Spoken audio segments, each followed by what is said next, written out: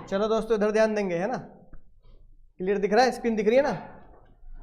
तो सर आज क्या शुरू करने वाले हम? हाँ, यानी कि अगर आप अपने टेक्स्ट के स्ट्रक्चर को देखें, यानी कि जो आपका एग्जाम का पेपर है टेक्स्ट का, उसके स्ट्रक्चर को देखें तो आप पाएंगे कि सर कितने नंबर का पेपर है? 100 नंबर का पेपर है ना। ऑब्वियसली बात है सर, 100 नंबर का पेपर है। लेकिन 100 नंबर के पेपर में जो इंपॉर्टेंट बात है वो क्या है? क्या इंपॉर्टेंट बात है बाबू? कि जो 50 मार्क्स का है ना, वो एक अलग कॉन्सेप्ट है, और जो 50 मार्क्स का है वो एक अलग कॉन्सेप्ट है। ठीक है, लेकिन वो है किसमें? टेक्स्ट में ही है। तो सबसे पहले है ना, एक बच्चों वाली बात से शुरू करते हैं जो बचपन से जानते आए हैं। ये बताओ, मैकडी में बर्गर खाया नहीं खाया कभी? खाया है ना? तो भाई अगर हमने मैकडी में कभी बर्गर खाया, एक दिन हम बर्गर खा के, ठीक है, बर्गर जैसी हो जाएंगे, तो मैकडी वालों के बर्गर खाने के बाद सिवाय खाने पे फोकस करने के अलावा तुमने कभी उसके बिल को देखा है? नहीं देखा भाई, नहीं देखा, पक्का देखा है? अच्छा, एक चीज ऑब्जर्व भी की होगी, जब मैकडी वाले अपना मेन्यू देते हैं ना, और वो डिस्प्ले भी करते हैं वो लाइट वाइट से लगा के, उसमें नीचे स्टार लगा के लिखा होता है क्या? क्या? अपने सामान की रक्षा स्वयं करें। फिर यानी कि उसमें लिखा होता है जीएसटी एक्स्ट्रा। अच्छा, जो बच्चे कह रहे हैं सर हमने बिल बहुत गौर से देखा है, बिल, है ना, बहुत ही शरीफ बच्चे हैं जो बर्गर से पहले बिल देख रहे हैं, है ना, वरना बर्गर देखने के बाद कोई बिल देखता नहीं है ना, वापस बिल लेके जाता है, उस पर ही छोड़ देते हैं। तो जिन्होंने बिल, हाँ बस वो ले जाते हैं, सॉस का पाउच होता है ना, वो जेब में रख लेते हैं, वो अलग बात है, लेकिन बिल कोई जेब में नहीं रखता। अगर फिर भी किसी बच्चे ने कहा बिल देखा, तो बताओ बिल में तुमने क्या चीज देखी? क्या देखी? एक चीज बिल पे तुमने एक चीज देखी होगी, मान लो अब तो आपने हैप्पी मील लिया, हैप्पी मील, है ना, जिसे बच्चे देख के बचपन में तुम फैल जाया करते, लेट जाया करते थे, मॉल में यही दिला दो वरना लेट रहे हैं हम जमीन पे। तो वो जो हैप्पी मील लिया, फॉर एग्जांपल, वो मैकडी वाले कहते हैं 100 रुपये में देंगे आपको, एक कोल्ड ड्रिंक दे देंगे, थोड़े से फ्रेंच फ्राइज दे देंगे, ठीक है, और अपना एक बर्गर दे देंगे, मैक आलू टिक्की, आई एम लविंग इट, है ना, ये वाला बर्गर दे देंगे। लेकिन जब वो आपसे लेते हैं बाबू, तो वो 100 रुपये नहीं लेते, क्या लेते हैं? 105 रुपये लेते हैं। पता नहीं तुमने ये ही नहीं देखा बस तुमने आज तक, और यही खतरनाक बात है देखने की, है ना। कितने रुपए लेते हैं? 105। ये 5 रुपये क्या है? जीएसटी है। अब ये जो 5 रुपये का जीएसटी है ना भाई, ये जो 5 रुपये का जीएसटी है, ये 5 रुपये का जीएसटी जो हम 5% कहते हैं, जीएसटी के रेट अलग अलग जगह पे अलग अलग है। रेस्टोरेंट सर्विस पे रेट जो क्या है? 5% है। कई जगह पे तुमने देखा होगा रेट क्या होता है? 18% भी होता है ना। लग्जरी आइटम्स पर रेट 28% भी होता है। कार्स पर रेट, है ना, 28 से भी ज्यादा, लग्जरी कार पर 40 पहुंच जाता है। तो कई जगह पर रेट अलग अलग हिसाब से होते हैं जीएसटी में, लेकिन रेस्टोरेंट पर कितना है? 18। तो ये बताओ, ये पैसा किसका है? ये पैसा मैकडी का है। बर्गर तुम्हारा, पैसा मैकडी का।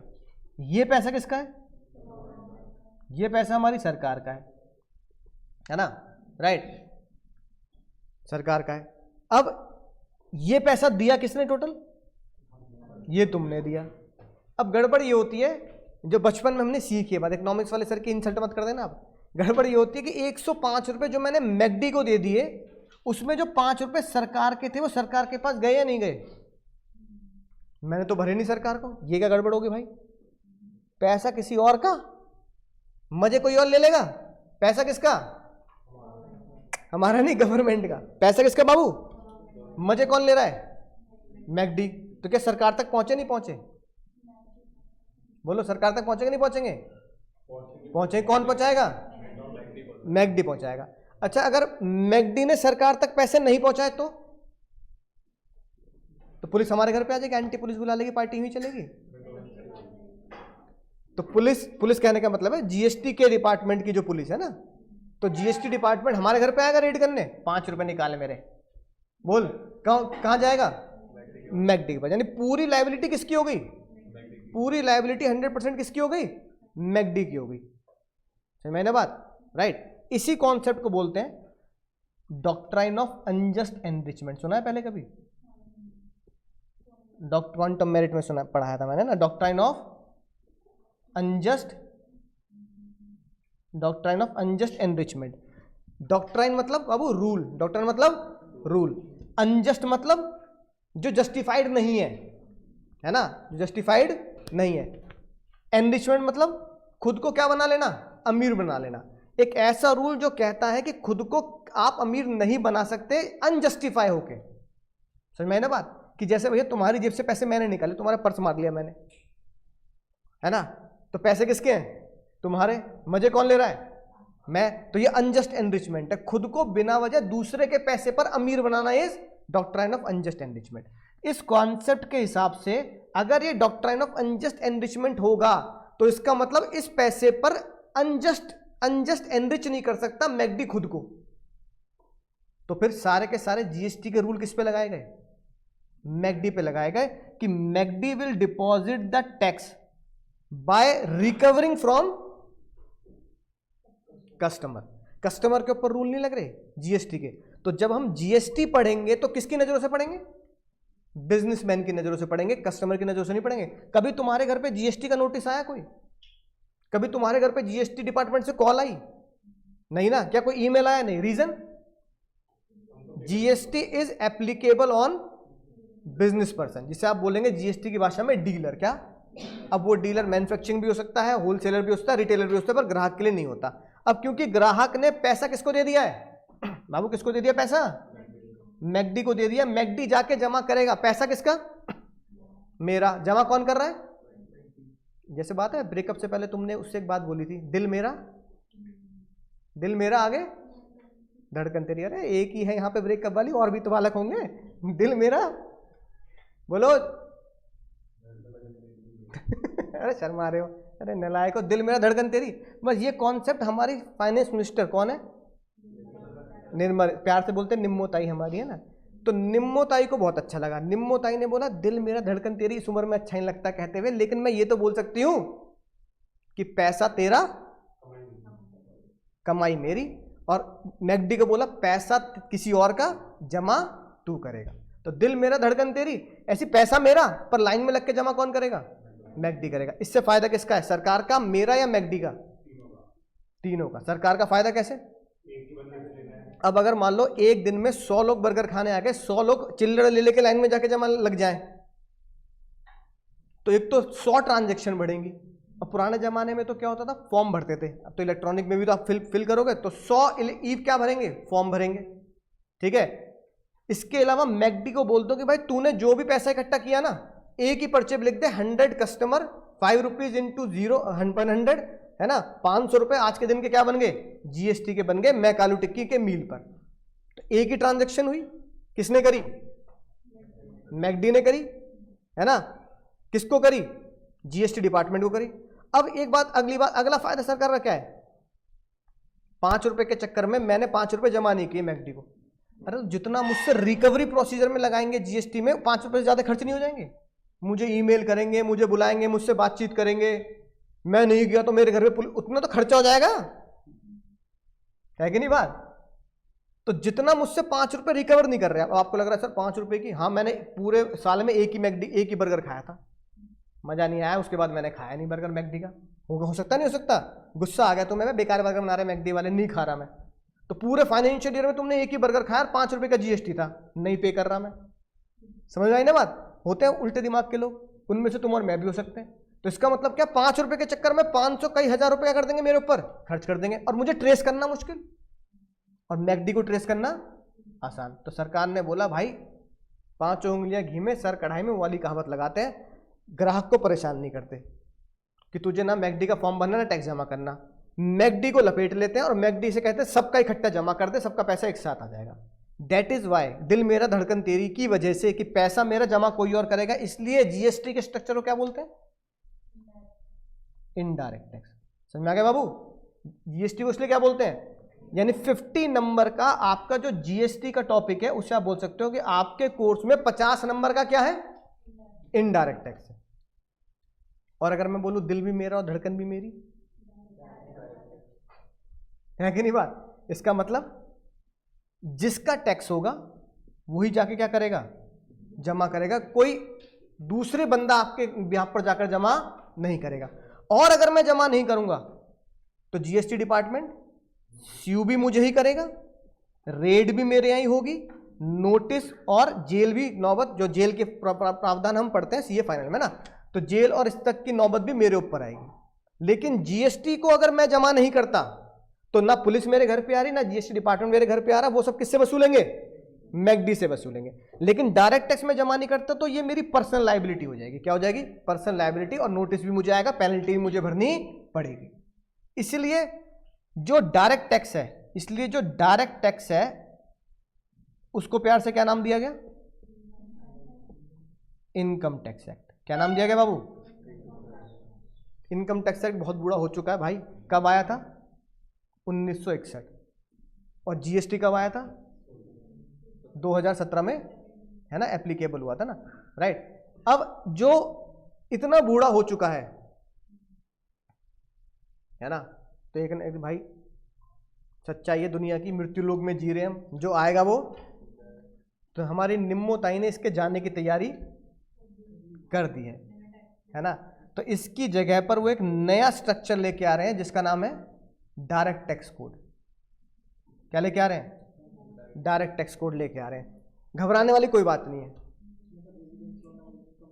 है ना, घबराने वाली कोई बात नहीं है। ये बताओ, तुमने कंपनी एक्ट 2013 पढ़ा है, लेकिन तुमने कंपनी एक्ट 1956 नहीं पढ़ा होगा, लेकिन जो 56 है वही 13 है। भैया बताओ, गंगाधरी, जानते हो ना ये बात? गंगाधरी ऐसी 1956, क्योंकि जब मैंने एग्जाम दिया था ना सीए का, तो वो हमने पढ़ा था 1956, क्योंकि मैंने जो सीए का एग्जाम दिया था इंटर का, वो दिया था, है ना, 2013 से पहले। तो मेरे कोर्स में था कंपनीज एक्ट 1956 और फिर क्या आ गया? 2013। तो मैं दोनों पढ़ चुका हूं, और दोनों पढ़ के क्या पता लगा? दोनों क्या है? दोनों बेकार तो है भाई, ये तो मैं समझ गया दिल से बात, लेकिन दोनों को पढ़ना तो पड़ेगा। पर दोनों ही क्या है? सेम है, सिर्फ सेक्शन अलग कर दिए, है ना। जैसे एक छोटा सा डिफरेंस, कि जो एनपीओ कंपनी है, सेक्शन 8 में पढ़ी होंगी तुमने, एनपीओ के लिए खुला गेट, इसलिए सेक्शन 8, ऐसे मैंने याद कराया था, है ना। वो जब मैंने पढ़ा था वो सेक्शन 25 था, लेकिन अंदर का कंटेंट क्या है? सेम है बिल्कुल। कॉन्सेप्ट भी क्या है? सेम। लाइसेंस लेना पड़ेगा, ये करना पड़ेगा, सेम। तो कुछ भी नहीं किया इंडिया की इज्जत बचाने के लिए कि भाई पुराने लॉ हो चुके हैं, वो नए एक्ट का नाम देते हैं, लेकिन 70 से 80% प्रोविजन क्या रहते हैं? सेम रहते हैं। तो इसलिए घबराओ मत, जब तुम डीटीसी पढ़ोगे तो तुम्हें पता लगेगा कि पुराने इनकम टैक्स को पढ़कर जब हम डीटीसी पढ़ रहे हैं, क्योंकि तुम डीटीसी पढ़ोगे सीए फाइनल के लिए, अब क्योंकि इंटर के लिए तो ये पढ़ोगे ना, इंटर के लिए पढ़ोगे तो पास भी हो जाओगे भाई, फाउंडेशन में हो गए नहीं हो गए तो इंटर में भी हो जाएंगे। तो जब तुम फाइनल के लिए डीटीसी पढ़ोगे तो तुम्हें ऐसा नहीं लगेगा कि हमने सीए इंटर में जो पढ़ा था सर से वो बेकार हो गया, नहीं भाई, तुम्हें लगेगा जो पढ़ा था वो कामयाबी है। अब हमें समझ में आ रहा है कि पहले इस सेक्शन में बात बोलते थे, सेम बात उन्होंने सेक्शन बदल के बोल दी है, बाकी कुछ नहीं, है ना, सेम है सारी बातें। तो इसको पढ़ के तुम्हें डीटीसी और अच्छे समझ में आ जाएगा। तो फिलहाल हमारे कोर्स में डीटीसी नहीं है, क्योंकि वो अभी ताई ने लागू नहीं किया। लेकिन हमारे कोर्स में क्या है? कितने मार्क्स का? समझ में आया? 50-50। इसमें खास बात क्या है? 80% प्रैक्टिकल, 20% थ्योरी। ये उल्टा है, 80% थ्योरी और 20% प्रैक्टिकल।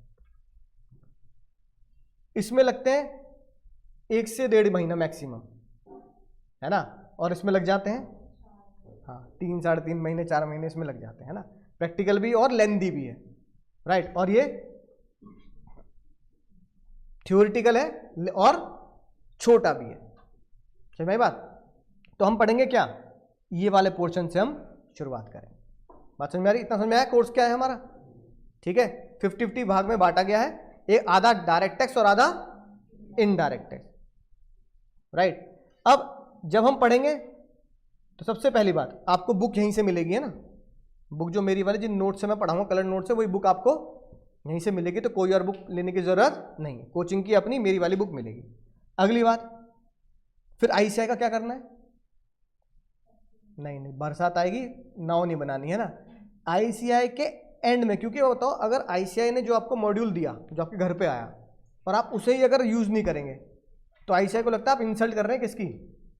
आईसीआई की इंसल्ट कर रहे हैं। तो आईसीआई जानबूझ के पता क्या करता है? 10 से 15% और 20% तक क्वेश्चन आईसीआई के मॉड्यूल से मिल जाते हैं। ये फिक्स है हर बार का, मतलब 100 में से 15 मार्क्स का क्वेश्चन तुम्हें कहां से मिल जाएगा, मॉड्यूल। और कई बार तो वर्ड टू वर्ड और फिगर टू फिगर मिल जाता है कि तुम्हें लगेगा यार ये मिस्टर एक्स मोहन जो भी, ये नाम भी सेम है और अमाउंट्स भी सेम है, तो इसका मतलब आईसीआई क्या चाहता है, क्या के कि आईसीआई जब प्रिंटिंग कॉस्ट लगाकर तुमसे फीस लेकर तुम्हारे घर पे मॉड्यूल भेज रहा है और तुम उसे बाय भी कर रहे हो, तो उसकी उतनी ही इज्जत करो जितना है ना बाकी किताबों की कर रहे हो। लेकिन मॉड्यूल से हमें क्या पढ़ना है, मॉड्यूल से हमें मॉड्यूल नहीं पढ़ना, क्योंकि लॉ तो मैं तुम्हें पढ़ा रहा हूं ना, मॉड्यूल से पढ़ना है तुम्हें क्या, सिर्फ उसके एंड के क्वेश्चंस और इलस्ट्रेशन, क्योंकि वही तो आएंगे एग्जाम में। ठीक है, जो मैं बुक दूंगा उस बुक में आपको मिलेंगे एटलीस्ट, जो मेरी इनकम टैक्स की बुक में आपको मिलेंगे एटलीस्ट 200 क्वेश्चंस मिलेंगे बुक के अंदर, जिस 200 क्वेश्चंस में से 180 क्वेश्चन अनसॉल्व मिलेंगे जिसे हम क्लास में सॉल्व करते हैं। इसलिए इनकम टैक्स थोड़ा है ना लेंदी इसलिए हो जाता है क्योंकि मैं मैक्सिमम क्वेश्चन कहां कराने की कोशिश करता हूं कि क्लास में। तो वो 200 क्वेश्चन में से 180 क्वेश्चन तुम्हारी इनकम टैक्स की बुक में अनसॉल्व होंगे। समझ गए अनसॉल्व होने का मतलब क्या है, उन्हें तुम और मैं यही सॉल्व करेंगे ताकि वो प्रैक्टिस हो जाए। उन्हीं 180 क्वेश्चंस में वो एमसीक्यू पैटर्न के क्वेश्चन भी हैं और उन्हीं 180 क्वेश्चंस में वो फुल फ्लैज, यानी कि जो फुल फ्लैज क्वेश्चन आते हैं ना, डिस्क्रिप्टिव क्वेश्चन जो आते हैं वो पैटर्न भी है। ठीक है, तो उसी में मैं समझा दूंगा कि ये क्वेश्चन अगर बनेगा तो इसमें एमसीक्यू बनेगा। जैसे एक क्वेश्चन हमने किया उसमें 4-5 एडजस्टमेंट है, तो 5 एडजस्टमेंट का एक क्वेश्चन हो गया, तो उसके वो कितने बना देगा, 5 क्वेश्चन बन गए एमसीक्यू के कि बताओ टैक्स कितना है, बताओ ये कितना है। तो उसी क्या एमसीक्यू बनते हैं और वही क्वेश्चन तुम्हारा कैसे आ सकता है, सॉल्व करने के लिए आ सकता है। तो बुक यहीं से मिल जाएगी। आईसीआई का क्या करना है हमें, जो उनके इलिस्ट्रेशंस और प्रैक्टिकल क्वेश्चन है वो सॉल्व करने हैं। ठीक है, और अपनी बुक के क्वेश्चंस करने हैं, बस यही करना है। बाकी एग्जाम टाइम से पहले क्या आते हैं, एमटीपी आरटीपी आते हैं, वो तो भाई फाउंडेशन से हमें पता है उनकी उतनी इंपॉर्टेंस है जितनी फाउंडेशन में थी और उतनी इंपॉर्टेंस फाइनल में भी रहेगी। तो उससे हमें पता लग जाता है कि लेटेस्ट पैटर्न क्या होने वाला है और मैं एमटीपी आरटीपी को सॉल्व कर पा रहा हूँ या नहीं कर पा रहा। तो उससे कॉन्फिडेंस जनरेट होता है ना, कि एमटीपी आरटीपी हम जब करेंगे जब हमारा पूरा कोर्स खत्म हो जाएगा तो आपको पता लगेगा कि हाँ सर मैं इन क्वेश्चंस को कर पा रहा हूँ। टाइम टू टाइम टेस्ट हो जाएंगे, है ना, तो टेस्ट ईमानदारी से दे देने हैं, क्योंकि टेस्ट सॉल्व करने से पहले बेसिकली मैं हमेशा प्रेफर करता हूँ, जो मैं टेस्ट देता हूँ, मैं पर्सनली जो टेस्ट देता हूँ बच्चों को, वो मैं पास्ट ईयर के क्वेश्चन देता हूँ, है ना, राइट। जो पहले बच्चे वो जानते हैं जो भी टेस्ट लिए वो हमेशा क्या होंगे, पीवाई की, उसमें लिखा भी होता है कि ये 2024 में आया था, ये 2020 में आया था, जिससे मुझे ये पता लग जाए और तुम्हें ये कॉन्फिडेंस आ जाए कि अगर मैं टेस्ट में क्वेश्चन सॉल्व कर रहा हूँ तो इस तरह क्वेश्चन में एग्जाम में भी, तो तुम्हें डिफरेंस पता लगेगा कि टेस्ट में क्वेश्चन सही हो रहा है और एग्जाम में यही क्वेश्चन गलत हो रहा है। टेस्ट में पास हो रहा है बच्चा और एग्जाम में उसी क्वेश्चन से बच्चा, तो बताओ मेरे टेस्ट में और एग्जाम में डिफरेंस क्या है, फिर ये डिफरेंस क्यों है, हाँ सिर्फ एग्जाम प्रेशर। समझ रहे बात को, कौन सा प्रेशर, मेरी खोपड़ी में जब होता है ना, वो टेस्ट में बैठा होता हूँ तो वो रिलैक्स होती है खोपड़ी मेरी, है ना, दिमाग मेरा रिलैक्स होता है, अरे टेस्ट ही तो है, कौन सा घर वाले देख रहे हैं, समझ में आई ना बात। पास हो गए और कई बच्चे इतने रिलैक्स होते हैं वो देते ही नहीं, अबे क्या करना है देखे, समझ रहे बात को, और तो दे रहा है तो वो क्यों दे रहा है, मैं यार सर नाराज हो जाएंगे, यार ये हो जाएगा वो हो जाएगा, 4 बातें बोल देंगे, है ना, तो बेचारा कुछ इससे दे रहा है। लेकिन उनके दिमाग में ये प्रेशर नहीं होता कि पास होना है या फेल होना है। एग्जाम में, हाँ एग्जाम में ना वो चक्कू गर्दन पे लगी होती है, बेटा फेल हो गए तो क्या होगा, घर वाले क्या बोलेंगे, ये मजे ले लिए, वैसा हो गया, समझ रहे बात को, और मना ले, होली दिवाली है, दिल मेरा धड़कन तेरी और कर ले, ठीक है, तो इस तरह की बातें हो जाएंगी। तो वहाँ वो प्रेशर अलग होता है। फिर दूसरा क्या होता है, जब हम टेस्ट देते हैं तो उसी सब्जेक्ट को पढ़ रहे होते हैं, और जब एग्जाम में आते हैं तो पता लगा पहला अकाउंट्स का पेपर हो गया, दूसरा तीसरा, समझ रहे बात को, तो पहले पेपर से भी नींद थोड़ी सी कम होती है। तो ये डिफरेंस होता है। लेकिन डिफरेंस होने के बाद आपको ये पता लगेगा कि जो मैं यहां दे रहा हूं वही पेपर वैसा वहां आ रहा है, तो मुझे उस गैप को भरना है। किस गैप को भरना है, कि टेस्ट देने पर उतना ही प्रेशर क्रिएट करना जितना मैं एग्जाम देने पर, और एग्जाम देने में उतना ही रिलैक्स रहना जितना, तो उस गैप को भर दोगे तो हमेशा पास होगे, कभी फेल नहीं हो सकते। और क्योंकि एक बात भी सोचो भाई, ये बताओ पास होने के लिए कितने नंबर चाहिए, चलो 50 मान लेते हैं, 50 मान लेते हैं ना, 85 तो चाहिए। तो यार अगर हम पढ़कर, अच्छे से पढ़कर, टेस्ट देकर, और ये तो प्रैक्टिकल सब्जेक्ट है इनकम टैक्स, घिस भी रहे हैं पेन और 50 भी ना है, तो फिर तो लानत है ना भाई। मतलब फिर मेरे अंदर वो कमी है कि मैं 50 क्यों नहीं ला पा रहा, क्योंकि मैं उसको उस, जिसे कहते हैं ना, मेहनत, प्रैक्टिस या उस शिद्दत से नहीं ले रहा, सीरियसनेस नहीं है मेरे अंदर उस चीज़ की, मैं 50 भी नहीं ला पा रहा। 50 नंबर, हम तो बात करते हैं एग्जामिनेशन की यार, कम से कम 60 तो आए, है ना, 70 आए, 80 आए, और मैं 50 भी नहीं ला पाऊँ तो फिर बेकार है ना। फिर तो मैं मेहनत नहीं कर रहा हूँ सीए लेवल की, बीकॉम वीकॉम की तो छोटी बात है, सीए लेवल की मेहनत नहीं कर रहा। तो एग्जाम में सिर्फ 50 नंबर लाने हैं, है कि नहीं बात। तो ये भी तो एक हमारा प्लस पॉइंट है कि आईसीआई रिजल्ट कम देता है पर मांगता भी कितने हैं, 50 ही तो मांग रहा है ना। तो 50 नंबर ला सकते हैं, ला सकते, बोलो भाई, ला सकते हो ना, अरे बोल पीछे वाले भाई, ला सकते हो, ला सकते हैं। तो 50 नंबर लाने कोई बड़ी जंग नहीं है, आसानी से आ सकते हैं। बस एक पैटर्न के थ्रू क्या करना होता है, पढ़ाई करनी होती है ना। थोड़ी मौज मस्ती कम करके पढ़ाई पे ज़्यादा फोकस करना होता है, थोड़ा फाउंडेशन से ज़्यादा फोकस करना होता है, बस यही है ना। वहाँ 4 थे, यहाँ बोथ ग्रुप में कितने हो जाते हैं, 6, 2 सब्जेक्ट बढ़ जाते हैं। बाकी लैंग्वेज वही है जो लॉ में तुमने फाउंडेशन में पढ़ी है, वही टैक्स की लैंग्वेज है, वही अकाउंट्स की, अकाउंटिंग स्टैंडर्ड्स की लैंग्वेज है, और वही लैंग्वेज लॉ की है, कंपनी लॉ की लैंग्वेज वही है जो फाउंडेशन के लॉ में पढ़ी थी। बात समझ में आ गई, ठीक है। बोलो, तो टेस्ट तुम्हें हमेशा PYQ से मिलेंगे। ये 200 क्वेश्चन हम क्लास में सॉल्व करेंगे इनकम टैक्स में, GST में अलग है क्वेश्चन, ठीक है। किताब आपको यहीं से मिलेगी, ICAI के मॉड्यूल से। सिर्फ बस ये 4 बातें करनी है मेरे साथ। एक, ICAI के मॉड्यूल को इग्नोर नहीं करना, ये क्वेश्चन 7 करने हैं, और टेस्ट ईमानदारी से देने हैं। बाकी जो भी मैं पढ़ाऊंगा हमेशा एक डायग्राम और चार्ट फॉर्म में पढ़ाऊंगा, ठीक है। उसका रीजन समझो, कोई भी ये पूछेगा ही नहीं इनकम टैक्स में कि ये थ्योरी बता दे, हमेशा क्या पूछेगा, सॉल्व कर दे, राइट। तो हमेशा एक क्राइटेरिया रहा है जो 1-2 चैप्टर का मैं तुम्हें दूंगा, ताकि तुम्हें वो पता लग जाए कि सर हमें पढ़ना कैसे।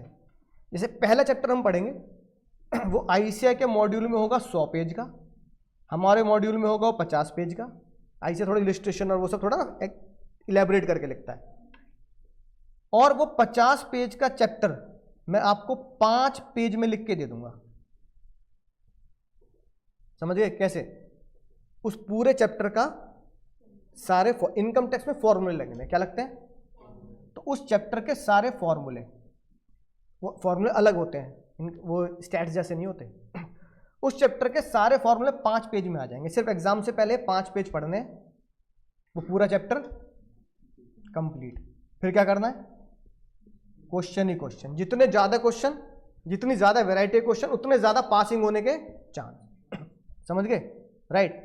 तो वो 1-2 चैप्टर के मैं दूंगा तुम्हें, फिर बाकी चैप्टर के तुम क्या करोगे, खुद बनाओगे। ताकि खुद बनाएंगे तो खुद से, यानी कि पूरा इनकम टैक्स अगर हमारी बुक में 200-250 पेज का है तो वो 25 पेज में क्या हो जाना चाहिए, खत्म हो जाना। क्योंकि एग्जाम से पहले कितने दिन है भाई, 1 ही दिन तो है। तो जो हम 4 महीने पढ़ रहे हैं, हमें उसे इस तरीके से पढ़ना है कि मैं उसको, यानी कि 120 दिन को मुझे 1 दिन में कन्वर्ट करना है। समझ गए? इस 120 दिन को 1 दिन में कन्वर्ट करूंगा, ये 1 दिन मुझे कितने में कन्वर्ट कर देना है, 3 घंटे में कन्वर्ट करना है। यही तो जर्नी है भाई, बोलो, यही तो जर्नी है। 120 दिन हम पढ़ेंगे क्लास में, उसे तुम किस में कन्वर्ट करोगे, 1 दिन में मेरे साथ मिलके, और तुम वहां जाके उसे किस में कन्वर्ट कर दोगे। यही तो जर्नी है। खेल सिर्फ कितने घंटे का है, खेल सारा 3 घंटे का ही है भाई। जो 3 घंटे में कर गया वो पार, और जो बिखर गया वो बेकार। समझ गए ना? अब वो चाहे कुछ भी कह ले कि मैं 120 दिन बहुत अच्छे से पढ़ा था, एग्जाम से पहले मुझे जुकाम हो गया बुखार हो गया, समझ गए बात, वो सब बेकार है। बात आप कैसे पढ़े हो वो इन 3 घंटे में डिसाइड करना है। तो उसको 120 को हमें 1 दिन में कन्वर्ट करना है, 1 दिन को 3 घंटे में कन्वर्ट करना है। 1 दिन में कैसे कन्वर्ट करना है ये मैं तुम्हें बताऊंगा, है ना। फिर वो 3 घंटे में क्या हो जाएगा, ऑटोमेटिकली कन्वर्ट हो जाएगा। बोलो, बात समझ में आई? ठीक है, सभी को क्लियर है भाई, पीछे वाले लोग, है ना। तो ये हम ऐसे करके चलेंगे। किताब यही मिलेगी, मॉड्यूल से क्वेश्चन करने हैं, 200 क्वेश्चन मैं क्लास में कराऊंगा, हर चैप्टर की समरी, कुछ चैप्टर की समरी मैं तुम्हें खुद बना के दूंगा कि भाई जब मैं पढ़ता था या बाकी बच्चे जो पहले पास हुए उन्होंने इस तरीके से क्या किया है, पढ़ा। तो ये सारी किताब में तुम्हारा सब लिखा हुआ जो मैंने तुम्हें समझाया, ठीक है, राइट। अब जीएसटी का पोर्शन लिखा है, ये सारे क्वेश्चन लिखे हैं।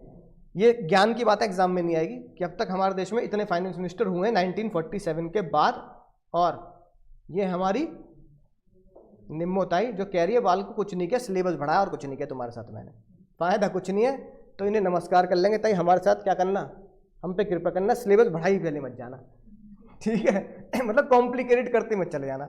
लेकिन ताई मानती नहीं हमारी, ताई कह रही है कि सर कॉम्प्लिकेशन तो थोड़ी मैं करूंगी तभी बच्चों को मजा आएगा पढ़ने में, कोई लॉजिक है जो आसानी समझ में आ जाए।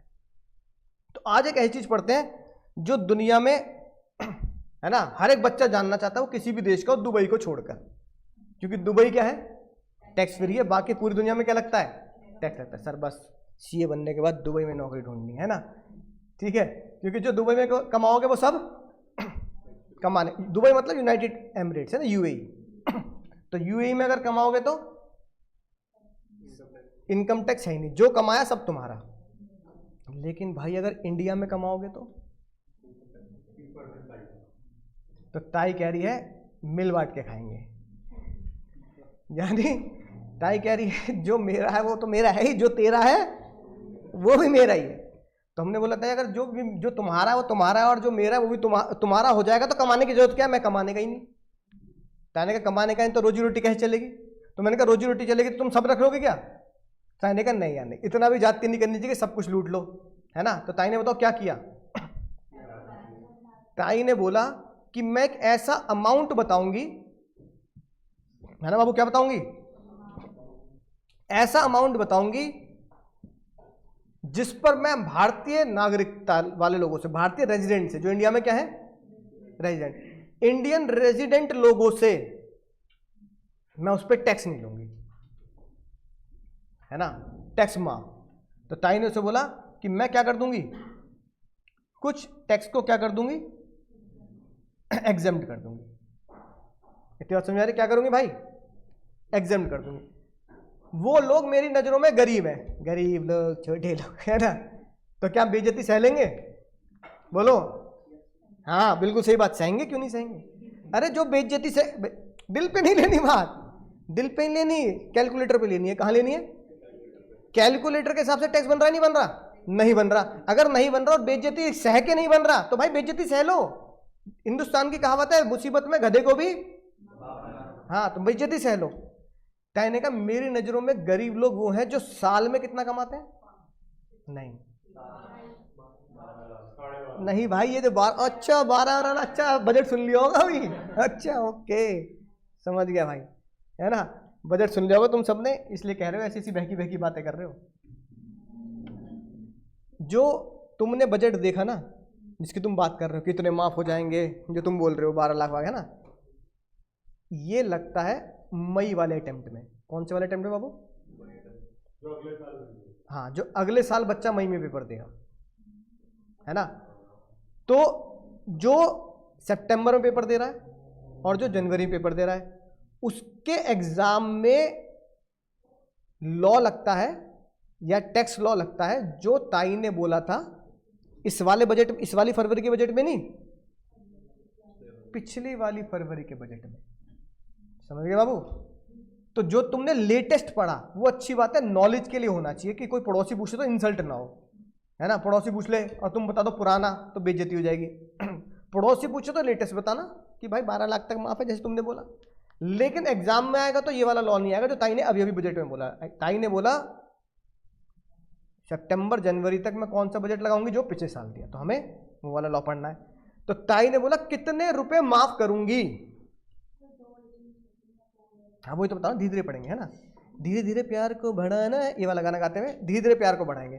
तो ताई ने बोला कि मैं कहती हूं मेरे देश में गरीब वो जो कमाता है मात्र 2.5 लाख रुपए, जो कमाता है मात्र 2.5 लाख रुपए, ठीक है। फिर ताई ने बोला मेरे देश में गरीब वो जो कमाता है 3 लाख रुपए, कितने, 3 लाख। तो एक बहुत ही खतरनाक बात ताई ने करी जो उनको नहीं करनी चाहिए, है ना। उन्होंने बोला कि टैक्स को माफ कराने के मैं 2 फॉर्मूले बनाऊंगी। कितने फॉर्मूले? एक फॉर्मूले को ताई ने नाम दिया ओल्ड। क्या नाम दिया? ओल्ड। एक फॉर्मूले को ताई ने नाम दिया न्यू, और ताई ने उसे बोला old tax regime, new tax regime, है ना। 2 बनाऊंगे, 2 फॉर्मूले। तो हम क्लास में उसको आसानी सी भाषा में समझने के लिए क्या नाम दे रहे हैं? फॉर्मूले। क्या नाम दे रहे हैं? फॉर्मूले। ताई ने कहा 2 फॉर्मूले बना दूंगी। तो आज हम कौन सा पढ़ेंगे? ओल्ड वाला पढ़ेंगे। ताई ने बोला ओल्ड फॉर्मूले में वो गरीब है जो कितने कमाता है? 2.5। ताई ने बोला तू घर चला ले। 2.5 कमाने वाला मतलब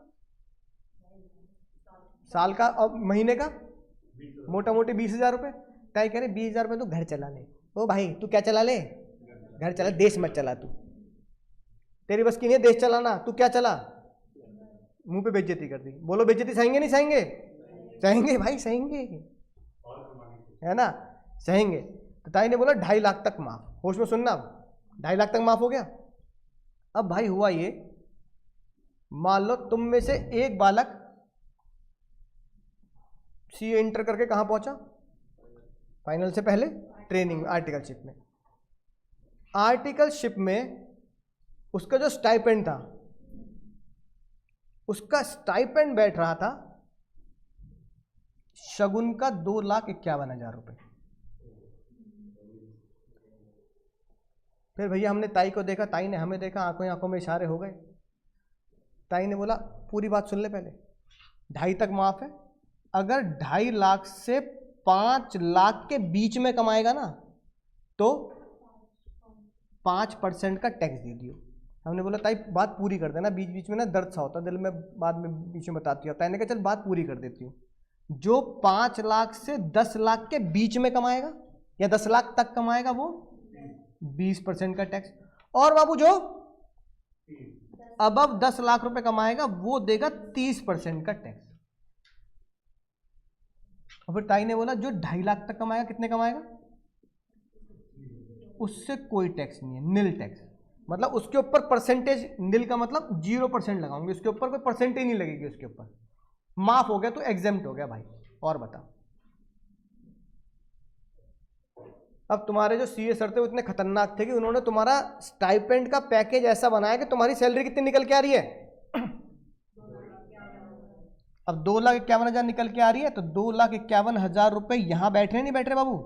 अगर वो यहां बैठ रहे हैं तो मुझे देना पड़ेगा 5% का टैक्स। और 2,51,000 का 5%, कैलकुलेटर रोज लाना भाई। 2,51,000 का 5% पूरी दादा 12,500 रुपए, है ना। इतना ही बैठ रहा है, 550 रुपए। तो 12,550 का टैक्स आके जमा कर दे। ताई दूर से आवाज लगा रही है, सुन रहा है ना तू, रो रही हूं मैं। तो तुम कह रहे हो ताई तुम कह रहे हो तो मैं रहा हूं क्यों? बताओ मेरा कसूर क्या है? हाँ नहीं 1,000 रुपये ज्यादा कमाना नहीं, मेरा कसूर ये कि मैं बेकसूर हूं। बताओ मेरा कसूर क्या है? अब बताओ बेकसूर क्यों हूं? क्या तुमने कभी किसी को ये कहते सुना है? अरे नहीं भाई, नहीं भाई, अगेन रिपीट बैच में ये दिक्कत है, बोलने का नहीं। हाँ अभी करा रहा हूँ भाई, करा रहा हूँ, अभी करा रहा हूँ, अभी कर, वही धीरे धीरे प्यार को बढ़ाना है भाई। बीच में नहीं बोलना है ना, शेयर मार्केट भाई, बीच में नहीं बोलना है ना। अब 12,550 आ गया। अब कसूर मेरा, मैं बेकसूर क्यों हूं बताओ? क्योंकि मैंने कभी भी अपने देश में अपने माँ बाप से भी ये नहीं सुना कि कोई तुम्हारी सैलरी बढ़ा रहा तो उसे मना कर दो। कभी सुना ऐसा? मम्मी सर कह रहे हैं तेरी सैलरी बढ़ा दूंगा अगले महीने 1,000 रुपये। मम्मी कह रही मत बढ़ावा, क्या करेगा? है कि नहीं बात? कभी सुना ऐसा? हमारे देश में तो उल्टा कहावत चलती है, आईवी लक्ष्मी को। अब दिक्कत क्या है, आईवी लक्ष्मी को मना नहीं करते, इसलिए 2,51,000 रुपए का पैकेज मैंने खुद एक्सेप्ट करा। और मुझे पता है कि कितने रुपए माफ हैं, कितने रुपए कसूर है, 1,000 का। अगर मैं अपनी कंपनी को यह बोल दूं कि मेरा पैकेज 2,51,000 से कितने कर दो, 2,50,000 कर दो, मुझे 1,000 रुपए एक्स्ट्रा नहीं चाहिए, तो बताओ 2,50,000 पे कितना टैक्स आएगा? क्योंकि 2,50 तक तो क्या है भाई, 2,50 तक तो बाबू नील है ना, तो टैक्स कितना हो गया? नील। अब 250 से जो डिफरेंस क्रिएट हो रहा है 251 में, वो कितने रुपए का हो रहा है? 1000 रुपए मेरी सैलरी बढ़ी, 1000 रुपए मेरी सैलरी बढ़ी, और ताई मुझसे कितना खींचने को तैयार है? इसका मतलब अगर बहुत सरल भाषा में, अकाउंट की भाषा में बोलूं, एक्स्ट्रा कैश इनफ्लो कितना हो रहा है? 1000 रुपए, जिसकी वजह से एक्स्ट्रा कैश आउटफ्लो कितना जा रहा है? 12,550, यानी कि 1000 रुपए इनफ्लो है, 12,550 आउटफ्लो है, यानी कि 11,550 रुपए क्या है? लॉस है मेरा। अब इस लॉस की भरपाई करने का एक ही तरीका है, अपनी कंपनी को क्या बोल दो, मुझे 251 नीचे, मैं 250 में खुश हूं। अच्छा पता कंपनी क्या बोल रही है? कंपनी बोल रही है चल यार, हो सकता है दिल पे बुरी लग रही हो बात, 1000 रुपए, कंपनी वाले कह रहे हैं चल 250 छोड़, तेरी सैलरी 260 कर दी। अब भी तुम दिमाग चलाओगे नहीं चलाओगे? तुम कहोगे 260 कर दी भाई, पहले कैलकुलेट कर लेते हैं, 260 का 5% कितना? 13,000, टैक्स जाएगा 13,000, और मेरा कैश इनफ्लो कितना बढ़ा है? तुम अपनी कंपनी को बोलोगे नहीं चाहिए, तो कंपनी वाले गुस्सा करेंगे, ऐसा है निकल ले तू, अबे 1000 रुपये भी नीचे, तेरी सैलरी 10,000 बढ़ा दो साल की तो भी नीचे, तो चाहिए क्या? रहने दे भाई, हम नहीं कर रहे, है ना? तो जिन बच्चों को लगा कि ऐसे निकलेगा टैक्स, बिल्कुल गलत जवाब। ताई ने बोला मैं कब कह रही हूं ऐसे निकलेगा? ताई ने बोला जीवन में एक ही बात याद रखना, आईवी लक्ष्मी को कभी, अगर आईवी लक्ष्मी को भी मना नहीं करते तो इसका मतलब 251 को कभी मना मत करना, 2,60,000 तो छोड़ो, 2,51,000 को भी मना मत करना, है ना? अब एक होशियार बालक कह रहा है सर क्यों ना ऐसा करा जाए, अगर मैंने 2,51,000 रुपए कमाए, है ना, तो ताई ने, केबीसी देखा है भाई तुमने? केबीसी में बच्चन साहब पड़ाव बताते ना, पड़ाव, अरे भाई बहन देव सुनो, पहला पड़ाव मिलेगा 10,000 रुपए। 10,000 रुपए का मतलब कि तुम 10,000 के बाद हार भी गए तो यहां से कितने लेके जाओगे? फिर अगला पड़ाव कि यहां से आगे हार भी गए तो कितने मिलेंगे? 3,20 और पूरे साल का गोवर्धन घी, है कि नहीं बात? तो घी भी मिलेगा ही मिलेगा, नहीं मिलेगा? अरे देखते देखते केबीसी। और तीसरा पड़ाव एक 7 करोड़ का चीज है ना, है कि नहीं बात? अब तीनों पड़ाव इंपॉर्टेंस रखते रखते 7 करोड़ के बाद आप बच्चन साहब से ये नहीं बोल सकते 7 करोड़ का खेलने का 14 करोड़ का सवाल पूछो, अब लेट जाओगे वहां, 7 करोड़ जीत गए, 14 का पूछ, है कि नहीं बात? तो गेम वहां क्या हो जाएगा? एंड, ठीक है। और अगर 25 लाख 1 करोड़ रुपए हार गए, क्विट कर दिया, तो कितने मिलेंगे? हार गए तो 3,20 मिलने हैं, गोवर्धन घी भी मिलना ही मिलना है। और अगर 70-80 हजार रुपए हार गया तो 10 मिलने हैं।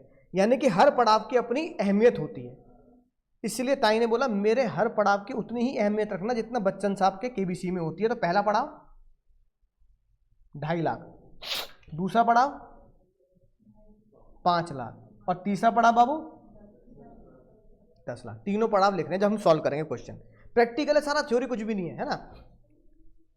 अब अगर कोई बंदा बीच में क्विट करता है कि भाई मैं तो 1 करोड़ का सवाल खेला, मुझे सवाल नहीं आ रहा, तो मैं 50 लाख पे क्विट कर रहा हूं, कर सकते हो नहीं कर सकते? ऐसा तो नहीं है कि सवाल का जवाब देना ही पड़ेगा, क्विट कर सकते हो ना। ऐसी सैलरी बीच में कहीं भी अटक सकती है। अब वो 2.5 लाख से नीचे भी हो सकती है, वो 2.5 लाख से ऊपर भी हो सकती है, और वो 10 लाख से ऊपर भी हो सकती है। हमारे इस सवाल में बंदे की सैलरी कितनी है?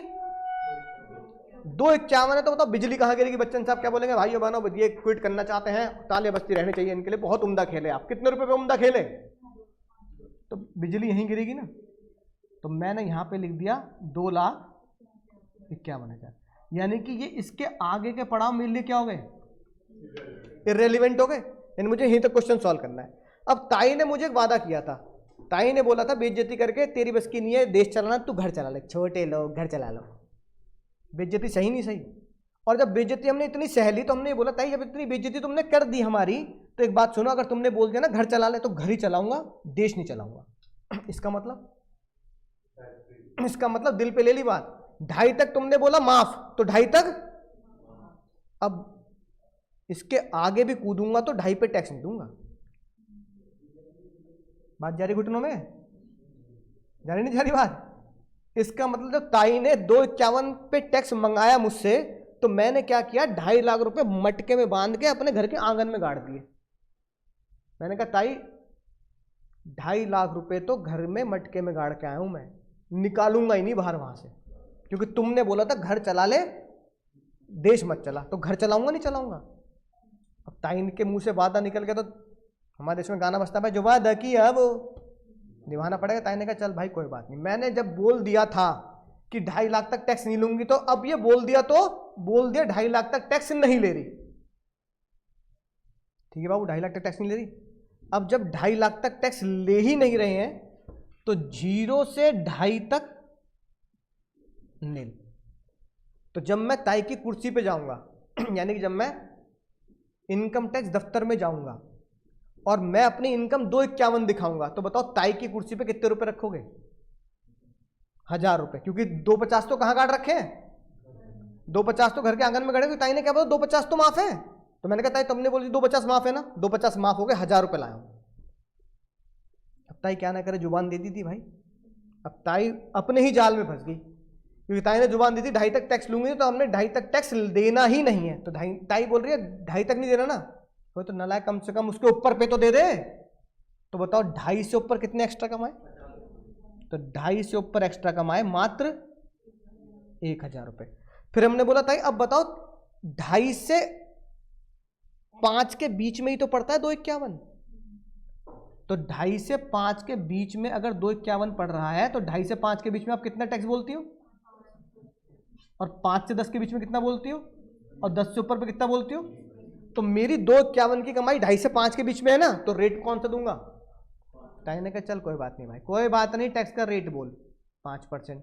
हमने बोला ताई टैक्स का अमाउंट बोलो कितना? 50 रुपए।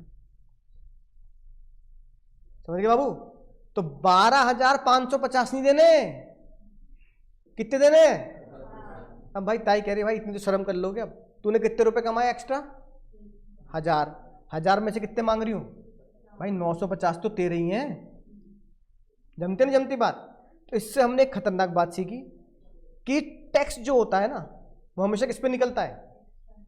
टैक्स हमेशा उस इनकम पर निकलता है जो ओवर एंड अबव क्या हो? Over and above exemption limit हो। तो हमारे देश की पुराने टैक्स स्कीम में एग्जम्पशन लिमिट कितनी है बाबू? भाई अगला सवाल आराम से करना, कोई जल्दबाजी नहीं है, आराम से करना। मैंने कमाए 8 लाख रुपए और मैंने कमाए 13 लाख रुपए। आराम से, कोई एक दूसरे की सहायता नहीं करेगा, अपना अपनी खोपड़ी चलाएंगे, अपना अपना रजिस्टर खोलेंगे, कॉपी खोलेंगे और उस पर सॉल्व करेंगे आराम से, कोई जल्दबाजी नहीं है। फिर मैं करके बताऊंगा कैसे सॉल्व करना है। पड़ाव का ध्यान रखेंगे। ऑनलाइन वाले बच्चे भी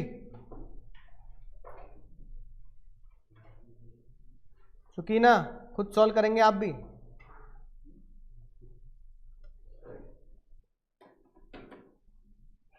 हेलो हेलो जी भैया, हाँ घंटी बजा दो। हाँ कोई आएगा, मम्मी होंगी या वाइफ होंगी। आया कोई? फोन करता हूँ मैं, रुको। हाँ फोन करता हूँ मैं। हाँ हाँ उसको कह दो कि भेज देंगे मम्मी को। ठीक।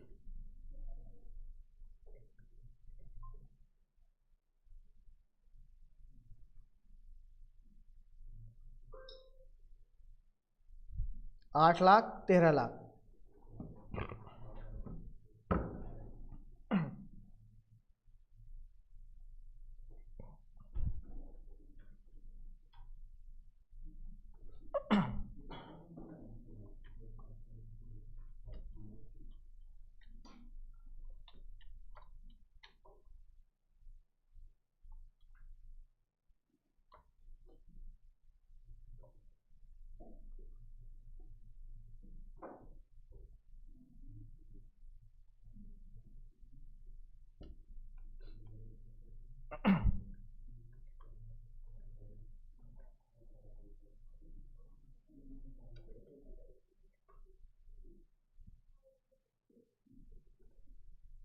करें?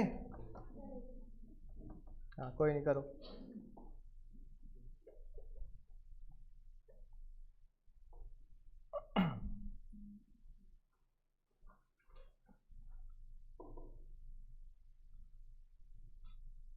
पड़ाव बना देता हूं मैं, है ना। 8 लाख के लिए भी पहला पड़ाव 2.5 पड़ाव बच्चन साहब की तरफ फिक्स है ना। घुटनों में बात डाल लेंगे, पड़ाव क्या है हमेशा, उसमें कोई कंफ्यूजन नहीं है और उसमें कोई दो राय भी नहीं है। दूसरा पड़ाव और तीसरा ये फिक्स है। बालक क्विट कहां कर रहा है, बालक कह रहा है बस 8 लाख पे क्विट कर रहा हूं, तालियां बजती रहनी चाहिए, बहुत उम्दा खेल खेला आपने, 8 लाख उसने पैसा कमाया। तो बिजली कहां गिरेगी, यहां गिरेगी 5 से 10 के बीच में। समझ गए कैसे करना है सॉल्व। अब हमने पहले वाले प्रश्न से बात जानी थी कि 2.5 लाख तो हमेशा क्या होने हैं, 2.5 लाख तो घर के आंगन में गड्ढे में दबा के आने हैं। अब बच्चा क्या, 2.5 तो घर के आंगन में दबा दिए, 2.5 से 8 लाख पे कितने ऊपर कमाए, 5.5 लाख, और 5.5 लाख और 5 से 8 के बीच में रेट कितना आ रहा है, तो 5.5 का 20%, 1,10,000। बोलो यही तो आया होगा आंसर, ये नहीं आया, क्या बात कर रहे हो, गलत निकाल दिया। तो जिन बच्चों का आंसर ये आया है वो बिल्कुल सही आया है, ऐसा कतई मत सोचना, ठीक है। समझ गए। बच्चा फिर ये सोचता है कि भाई यही होगा, अब तो 2.5 तो घर में दबा दिए, 2.5 से ऊपर ताई के टेबल पे रख दिए, ताई ने बोला 20% के स्लैब में आ रहा है तो दे दे 20%। नहीं बाबू नहीं, इसका मतलब ये है कि तुमने 2.5 से ऊपर जो पैसे दिए हैं वो तो ठीक है, लेकिन मसला ये है कि तुमने 5 लाख के पड़ाव की रिस्पेक्ट नहीं रखी। जितनी रिस्पेक्ट 3-20 की है ना, उतनी रिस्पेक्ट 10,000 की भी है। अमाउंट ही तो छोटा है, वो रिस्पेक्ट तो वही है ना कि कम से कम यहां से कितने लेके जाओगे। तो हर पड़ाव पर रुकना है, हर पड़ाव पर। बच्चन साहब 10 लाख जिताते हैं तो उसके बाद कुछ बातें करते हैं, चलो भाई थोड़ा आपके बारे में जान लेते हैं, मैं पतंगबाज था, पहले कंचे खेलता था, है कि कंचे खेलते खेलते मेरे को केबीसी में आ गया, है कि नहीं बात। तो फिर ये इस इमोशनल बातें, इमोशनल साइड दिखाते हैं कंटेस्टेंट का, टीआरपी बढ़ाने के लिए। तो लेकिन बच्चन साहब रुकते तो है ना। फिर 3-20 पे भी रुकते हैं वो कि देखो अब ये लो रिस्क पड़ाव है, अगला खेलना ही खेलना, क्योंकि 3-20 तो मिलने ही मिलने हैं, घी तो मिलना ही मिलना है कि नहीं बात। तो हर पड़ाव की उतनी ही रिस्पेक्ट है केबीसी में, और उतनी ही रिस्पेक्ट कहां पे है, यहां पर। तो जब मैं 0 से 2.5 माफ कर रहा हूं तो 2.5 से सीधा 8 पे नहीं पहुंचने का बाबू, 8 पे नहीं पहुंचने का, कहां पहुंचना है, तो बताओ 2.5 से मैं कहां पहुंचा, तो 2.5 से 5 में मैंने कितने रुपए एक्स्ट्रा कमाए, बस बस बस। तो ये झूले झूलने तुम्हें भाई, झूला पकड़ो और झूलते चले जाओ। बताओ 2.5 से 5 के झूले में कितने रुपए डाले, 2.5 लाख, 2.5 लाख ही तो हुए, चाहे ऐसे याद कर लो। अगला पड़ाव माइनस पिछला पड़ाव, कितने रुपए आए। अब ये जो अगला झूला है क्या 10 तक जाएगा, नहीं 8 तक जाएगा, क्योंकि कमाई कितनी है। तो बताओ 5 से 8 के झूले में कितने रुपए कमाए, तो यहां झूले पे लटके 3 लाख। फिर ताई ने बोला जो मैंने रेट दिए थे ना, उसे प्यार से बोलते हैं स्लैब रेट, क्या बोलते हैं। तो ताई ने इस प्यार को क्या नाम दिया, स्लैब रेट। तो बता पहला जो स्लैब था 0 से 2.5, उस पर कितना रेट था, नहीं यहां तो 0 था, 2.5 से 5 का कितना स्लैब था बाबू, और 5 से 10 के बीच में कितना स्लैब था। तो ये हो गया भैया मेरा अमाउंट, ये हो गया मेरा रेट, और ये हो गया मेरा टैक्स। 2.5 लाख का 5%,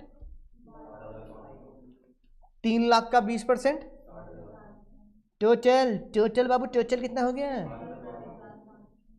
कितना,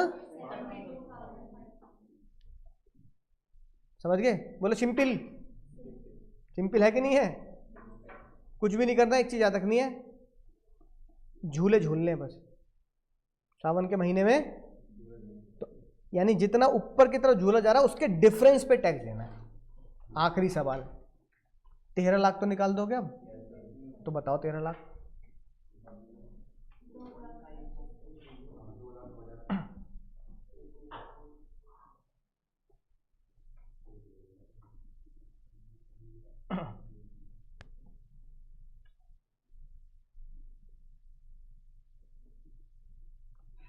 पहला पड़ाव,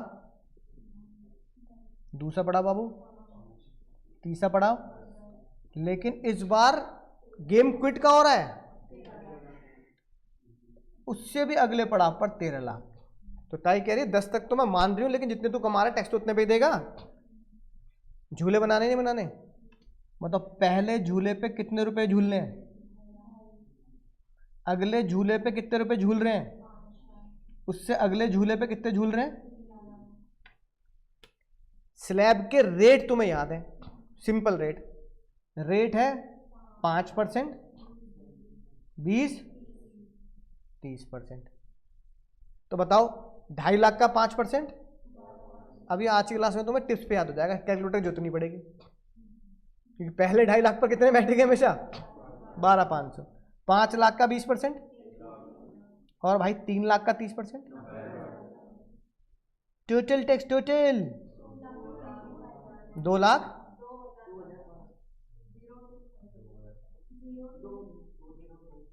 हाँ अमाउंट में बोल दो, 202,500, ये हो गया टैक्स। बोलो भाई कुछ मुश्किल है क्या, बोलो, समझ गए ना। कुछ इसी तरीके से नया स्लैब है, नया स्लैब में आज इसलिए नहीं पढ़ाते क्योंकि फिर क्या होता है, कंफ्यूजन होती है, ठीक है। उसमें स्लैब रेट अलग है, राइट, वो हम अगली क्लास में पढ़ेंगे। लेकिन इससे आगे की बात जो पुराने और नए स्लैब में कॉमन है, पुराने और नए स्लैब में कॉमन है, उससे आगे की बात उसको देखेंगे ध्यान से। फिर भाई हुआ ये, एक दिन अनुपम खेर आ गए भाई। कौन आ गए, अनुपम खेर आ गए। आज मैं माँ का हाथ नहीं बटा पाऊंगी, बापू को खाना भी नहीं ले जा पाऊंगी, क्योंकि मेरी जिद है आज से मैं स्कूल जाऊंगी। पर स्कूल है कहाँ? जहाँ विद्या इतने कदम बढ़ा रही है, एक कदम आगे बढ़ा रही है। बस खरीद इनमें से कोई भी एक पीएनबी प्रोडक्ट और उसका एक हिस्सा। साथ ही आप ही की मदद से शिक्षा ने भारत में कई स्कूल बनाए, इसी तरह योगदान देते रहिए। आखिर पढ़ेगा इंडिया, तभी तो बढ़ेगा इंडिया। पढ़ेगा इंडिया। तो अब शिक्षा स्कूल जा रही है नहीं जा रही है, बोलो। शिक्षा ने क्या बोला, आज मैं माँ का हाथ भी नहीं बिठाऊंगी और आज मैं बापू का लंच भी नहीं दे के आऊंगी, क्योंकि मैं आज से कहाँ जा रही हूँ। फीस कौन भरेगा,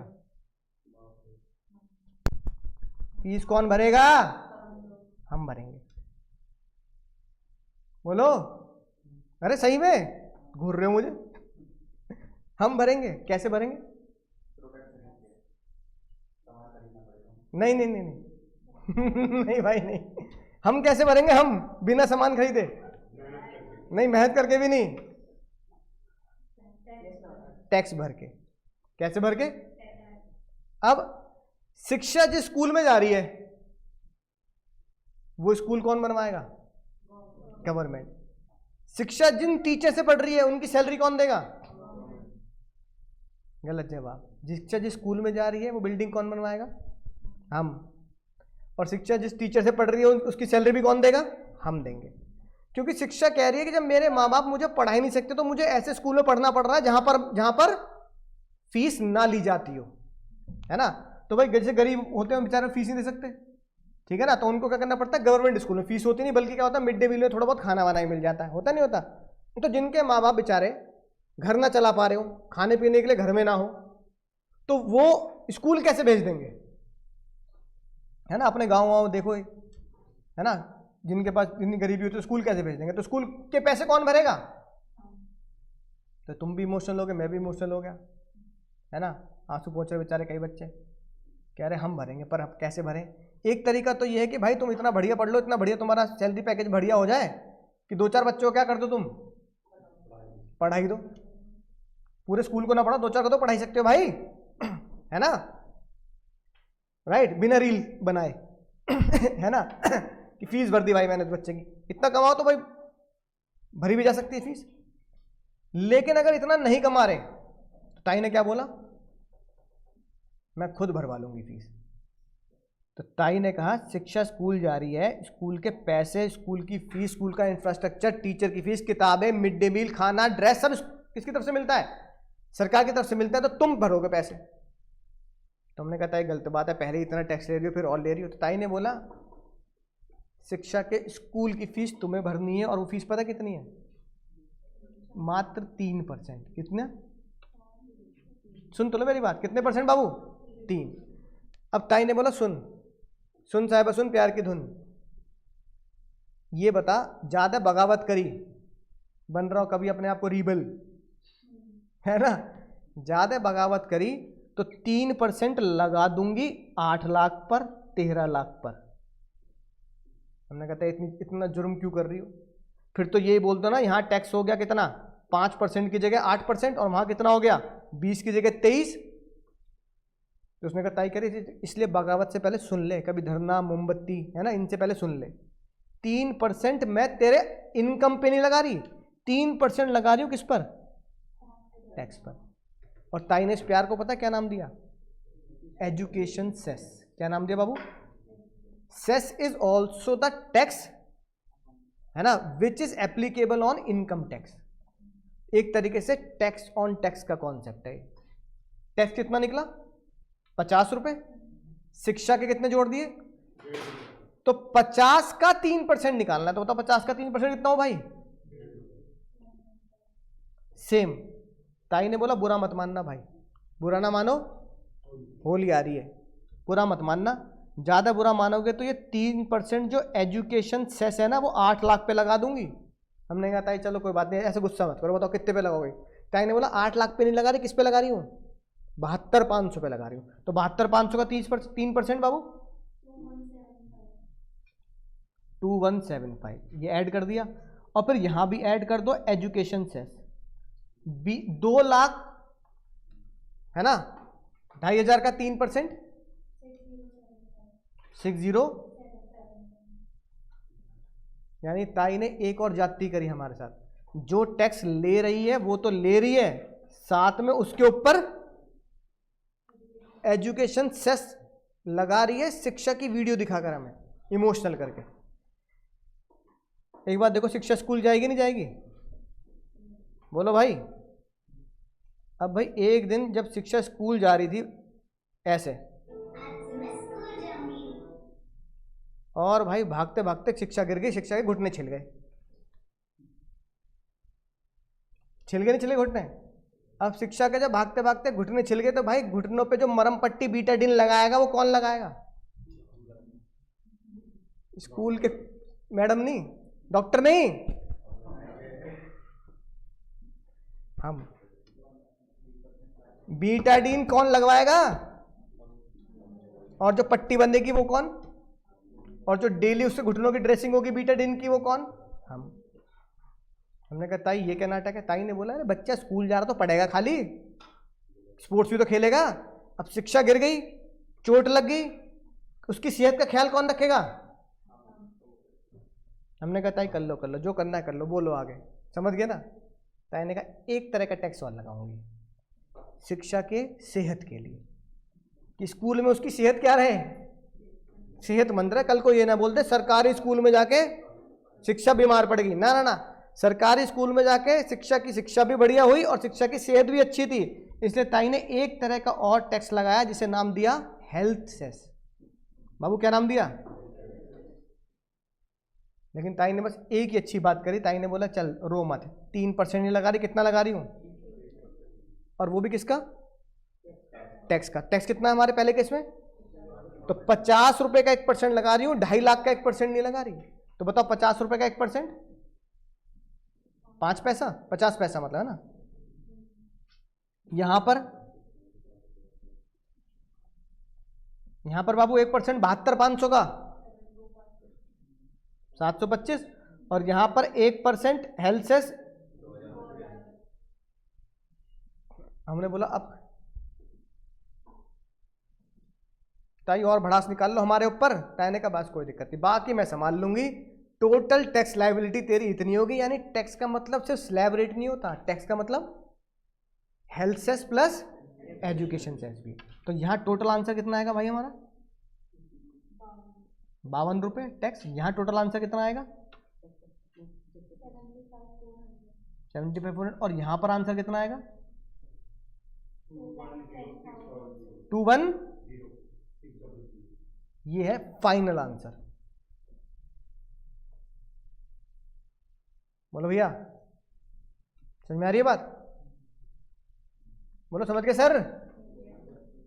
तो टैक्स प्लस सेस एग्जाम में चाहो तो शॉर्ट फॉर्म एक यूज कर सकते हो, उसमें नंबर नहीं काटता ICI, आप सीधा लिख सकते हो हेल्थ एंड एजुकेशन सेस 4%, ये लिख सकते हैं। लेकिन लॉ में ऐसा नहीं लिखा है। लॉ में लिखा है this is the separate cess and this is a separate cess, यानी बोथ टैक्सेस आर डिफरेंट। एक वो एजुकेशन के नाम का टैक्स ले रही है और दूसरा वो हेल्थ के नाम का टैक्स ले रही है। आप शॉर्ट में HEC या HCE लिख सकते हो, कोई दिक्कत वाली बात नहीं, हेल्थ एंड एजुकेशन सेस, है ना। लेकिन प्रैक्टिकली इनको अलग अलग दिखाया जाता है। जब प्रैक्टिकली रिटर्न भरते हैं, रिटर्न इनकम टैक्स के रिटर्न भरते हैं, तो उनमें वो दोनों अलग अलग अमाउंट से दिखता है। समझ में आ गई बात? तो ये हो गया हमारा क्या, ओल्ड रिज्म का टैक्स। क्या सर यही बात खत्म हो गई? नहीं, पिक्चर अभी। अब देखना दिल पे कितनी जोरदार बात लगेगी तुम्हें। इससे बड़ा दर्द तुम्हें कहीं देखने को नहीं मिलेगा। खैर तुम्हें ज्यादा दर्द नहीं होता, तुम्हारे मम्मी पापा को ज्यादा दर्द हुआ होगा।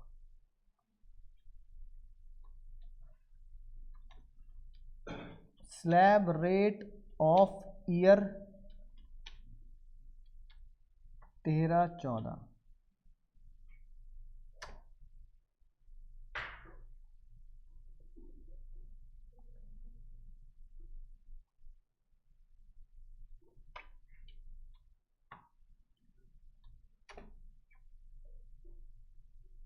चौदह 15 लेते हैं ना।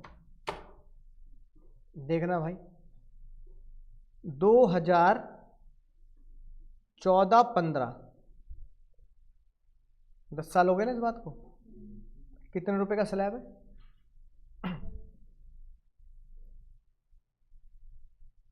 कितने रुपए का स्लैब है? 2.5, 5, 10, है ना। बस थोड़ा 2.5 से 5 का रेट डिफरेंस है। स्लैब सेम है कि नहीं है? यानी कि निम्नोताई के हिसाब से 10 साल में इन्फ्लेशन हुआ ही नहीं है कि नहीं बात? बोलो। फिर लोगों ने जब बोला ताई एक काम करो, फांसी कहाँ है मेरी, फांसी लगा दो हमें। समझा रही बात? यानी कि ताई को लगता है 10 साल में कोई इन्फ्लेशन नहीं है। 10 साल पहले जो पेट्रोल का रेट था वो सेम ही है। 10 साल पहले जो आटा दाल चावल का रेट था वो सेम ही है।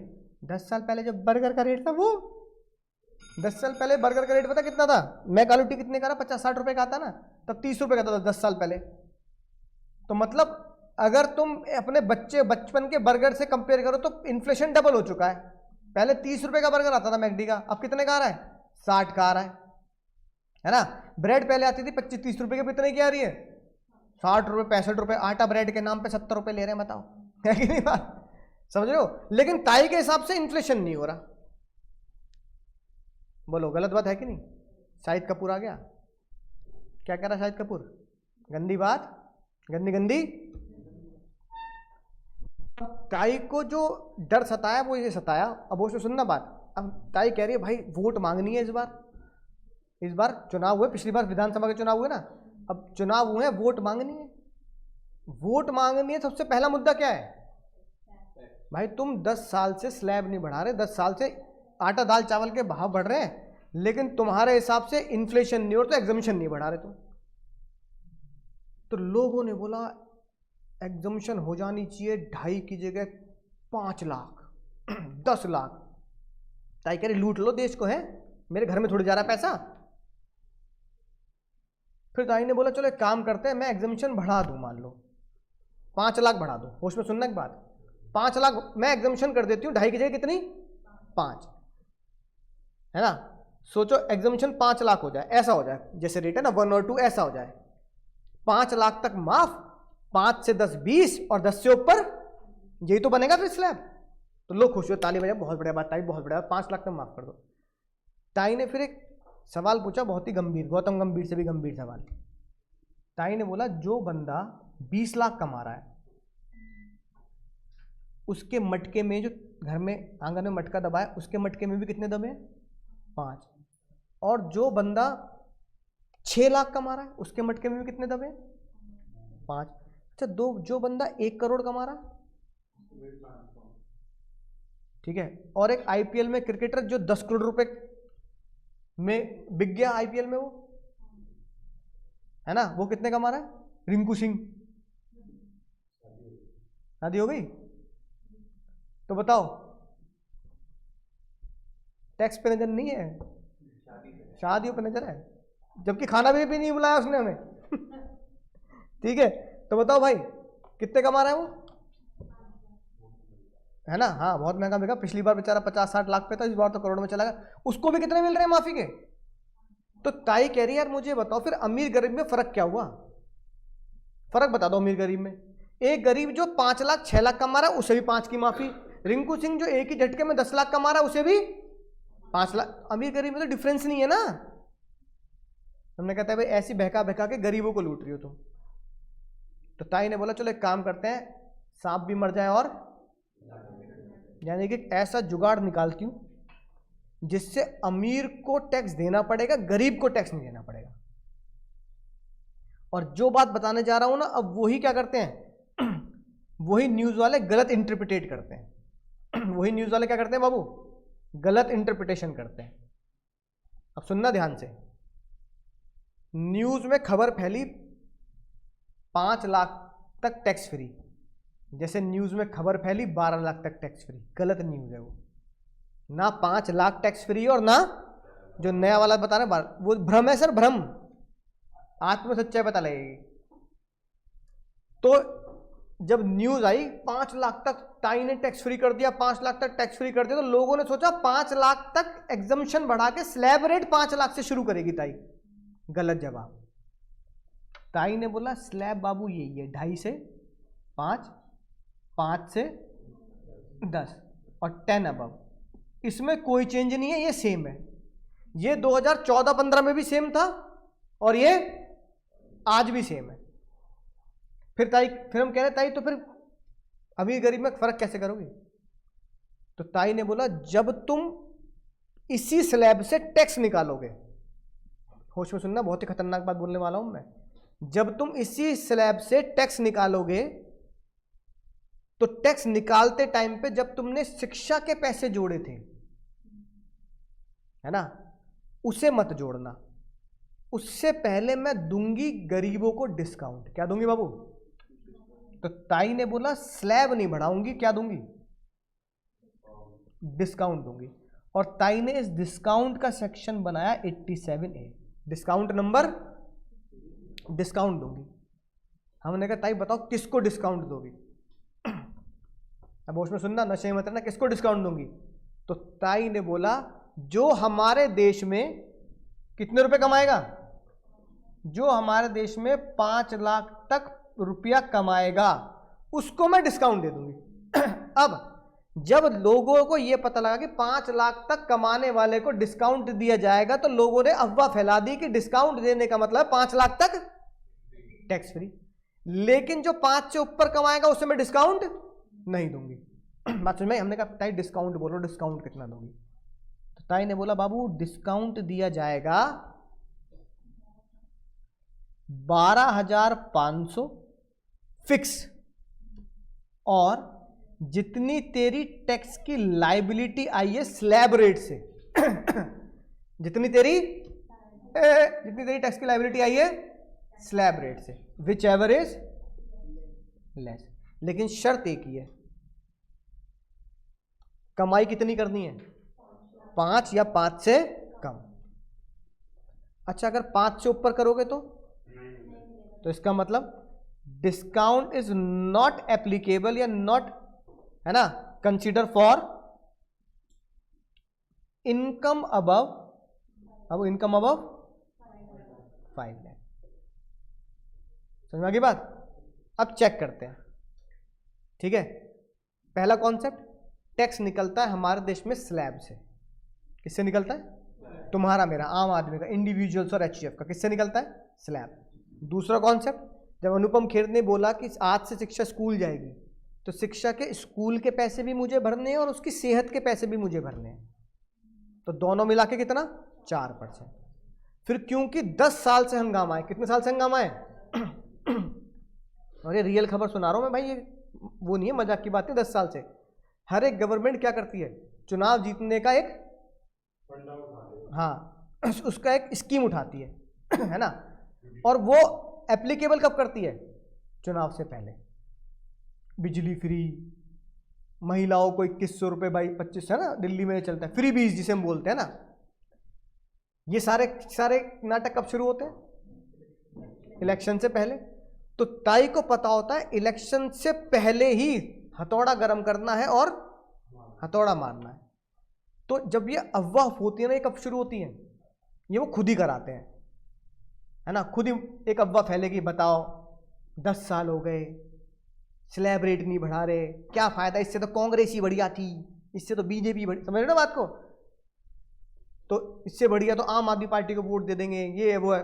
फिर क्या होगा? बिल्कुल तो लोहा गर्म हो जाएगा भाई, लोगों के बीच में क्या होगा? हाँ, गुस्सा होगा, दंगे हो रहे होंगे, न्यूज़ में दिखा रहे होंगे, ये दिखा रहे होंगे, न्यूज़ में तो चैनल में लड़ रहे होंगे लोग। अब जब लड़ाई चल रही होगी ना, न्यूज़ चैनल में लड़वाते हैं जो महाभारत डिबेट ऐसे बोल बोल के, फिर एकदम से ताई आएगी फरवरी को, 1 फरवरी को, 2 फरवरी को, फिर वो बोलेगी ऐसा, तो फिर वो कह रहे बताओ यार ताई ना कमाल करते हैं। तो क्या होता है, वोट बैंक इससे ना वो रिलीज होता है, स्ट्रेस रिलीज होता है। जैसे इस बार हंगामा हो गया, 12 लाख, है कि नहीं बात? लोग खुश हो गए, ठीक है ना, राइट। वो 12 लाख फ्री नहीं है, वो 12 लाख तक की इनकम पे बाबू डिस्काउंट है, जो अगली क्लास में सीखेंगे, है ना, राइट। तो डिस्काउंट दिया ताई ने। अब डिस्काउंट दे के सांप भी मर गया, लाठी भी नहीं टूटी। अब सोचो कैसे कैसे? अब हमने क्वेश्चन किया था बाबू ये वाला, बताओ यहां इनकम कितनी थी इसकी? पहले वाले क्वेश्चन में 5 से कम है, ज्यादा है? कम है। इसका मतलब जो आंसर निकाला है वो हमने गलत निकाला है। समझ में आई बात? क्यों? क्योंकि भाई अगर तेरी इनकम, टोटल इनकम 5 लाख से कम है, तो फिर टैक्स में पहले क्या देना पड़ेगा? पहले डिस्काउंट दो, फिर शिक्षा को बुलाना है। पहले डिस्काउंट देना है, फिर शिक्षा को पढ़ाना है। तो हमने बोला ताई मेरी टोटल इनकम कितनी? 5 से कम, तो डिस्काउंट दो। ताई ने बोला पहले टैक्स निकाल, फिर दूंगी डिस्काउंट। तो हमने टैक्स निकाला 50, फिर टैक्स निकालने के बाद अच्छा बताओ डिस्काउंट क्या होता है? प्लस होता है माइनस होता है? भाई कुछ बच्चे इतनी खोपड़ी, इतनी खतरनाक, कुछ बच्चों की, एक बालक क्या कराया एग्जाम में, सर आप ही ने कहा था शिक्षा के पैसे प्लस, ये भी प्लस। मैंने कहा डिस्काउंट तो बचपन से ही क्या हो रहा है, डिस्काउंट तो अनपढ़ व्यक्ति भी क्या, जो अकाउंट्स में ना पढ़ता वो भी क्या करेगा, साइंस वाला भी माइनस ही करेगा नहीं है ना। तो डिस्काउंट क्या करना है हमेशा?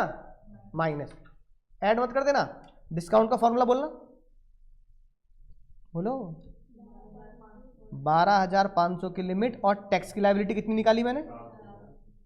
विच एवर इज लेस, कितना आया टैक्स लायबिलिटी। अब इस जीरो टैक्स लायबिलिटी में 4% एजुकेशन सेस भी बोलोगे तो 0/सन्नाटा, तो 0/सन्नाटा ही होता है। तो एजुकेशन सेस भी क्या हो गया, तो फाइनल लायबिलिटी भी क्या हो गई? नहीं। समझे बाबू? बोलो, बात समझ में आ रही है? खोपड़ी में जा रही है बात? घुट्टों तक पहुंचाना मैं डेटा। अगली इनकम कितनी मेरी? अब बताओ क्या ये 75,400 सही है गलत है? होश में जवाब दे देना, सही है गलत है? पीछे वाले भैया, सही है गलत है? गलत है, बिल्कुल गलत जवाब। चप्पल कहाँ है मेरी? रिलैक्सो की चप्पल लाऊंगा, नीली पट्टी वाली, जो बचपन में पापा मारते थे ना, तभी होश आता था। सुनो, होश नहीं आ रहा तुम्हें? सुनेंगे ध्यान से। टैक्स बिल्कुल वैसे ही निकालो जैसा हम स्लैब से निकालते हैं। तो टैक्स मैंने बिल्कुल वैसे ही निकाला जैसे स्लैब से निकालते हैं। फिर उसके बाद क्या माइनस करना है? डिस्काउंट। ये जो डिस्काउंट है सेक्शन 87A का, ये मुझे कब देना है? जब मेरी कमाई कितनी हो? 5 लाख से कम। यहां मेरी कमाई कितनी है? तो क्या मैं डिस्काउंट के लिए एलिजिबल हूं? तो यहां क्या हो गया? डिस्काउंट नील, है ना। इसका मतलब डिस्काउंट नील दिया। फिर एजुकेशन से, हेल्थ से देना ही देना, देना है। तो इसका मतलब आंसर सही है। रीजन मीन क्योंकि डिस्काउंट देना नहीं। अगर मेरी कमाई बाबू 13 लाख रुपए है, कितनी है बाबू? 13 लाख। तो मुझे बताओ अगर मेरी कमाई 13 लाख रुपए है तो क्या 2,10,600 रुपए आंसर सही है गलत है? सही है। क्यों? क्योंकि मैंने यहां पर डिस्काउंट नहीं दिया, क्योंकि डिस्काउंट के लिए एलिजिबिलिटी 5 लाख तक की कमाई है, और यहां मेरी कमाई कितनी है? समझ में आई बात? 13 लाख। इसका मतलब अगर मैं तुमसे बोलूं कि मुझे अगर कभी भी टैक्स लायबिलिटी निकालनी है तो टैक्स लायबिलिटी निकालने का स्ट्रक्चर क्या होगा, फॉर्मूला क्या होगा, तो फॉर्मूला होगा, पहले मैं क्या लिखूंगा, टैक्स एज पर स्लैब। अब चाहे ओल्ड करो न्यू करो, टैक्स तो वैसे निकलेगा। अभी हमने न्यू सीखा नहीं है, अभी हमने क्या सीखा है, ये निकाल दिया। फिर सबसे पहले क्या माइनस करना है, अब डिस्काउंट का लीगल वर्ड सुनो। डिस्काउंट तो अकाउंट्स का वर्ड है ना, तो ताई कहेगी यार बेइज्जती हो जाएगी, अकाउंट्स वाले वर्ड यूज कर रहे हैं, तो ताई ने बोला डिस्काउंट को आज के बाद प्यार से बोलूंगी रिबेट। सेक्शन, इसको माइनस करना है, क्या करना है, और ये माइनस तभी करना है जब आपकी इनकम कितनी हो, इनकम अप टू या इक्वल टू, लेस देन या इक्वल टू 5 लाख, तभी माइनस करना है। इसका मतलब अगर इनकम मेरी 5 लाख से ऊपर कूद गई तो डिस्काउंट नहीं देना। डिस्काउंट माइनस करते हैं पर शिक्षक की पढ़ाई के पैसे देने होते हैं, इसलिए वो टैक्स में ऐड होते हैं। तो पहले मैं क्या करूंगा, चलो एक साथ लिख देता हूं, हेल्थ एंड एजुकेशन सेस कितना, ये मैं ऐड करूंगा और ये मेरा आ गया फाइनल आंसर।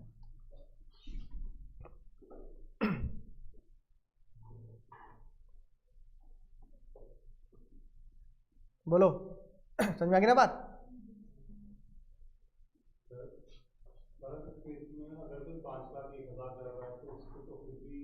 लुट गया तो लुट गए, गाना बजेगा तेरी मोहब्बत में, है ना, ताई की मोहब्बत में लुट जाएंगे हम। चलो भैया की अरदास है 101 रुपए की, तो यही कर लेते हैं, 2 क्वेश्चन करते हैं। एक, इनकम 5 लाख एग्जैक्ट, और दूसरा इनकम 5,01,000 रुपए। 5 लाख रुपए आपने कमाए, 5,01,000 रुपए आपने कमाए, तो मेरी टैक्स लायबिलिटीज क्या बैठेंगी, कोई जल्दबाजी नहीं, आराम से करेंगे, झूले बनाएंगे, आराम से करेंगे सॉल्व।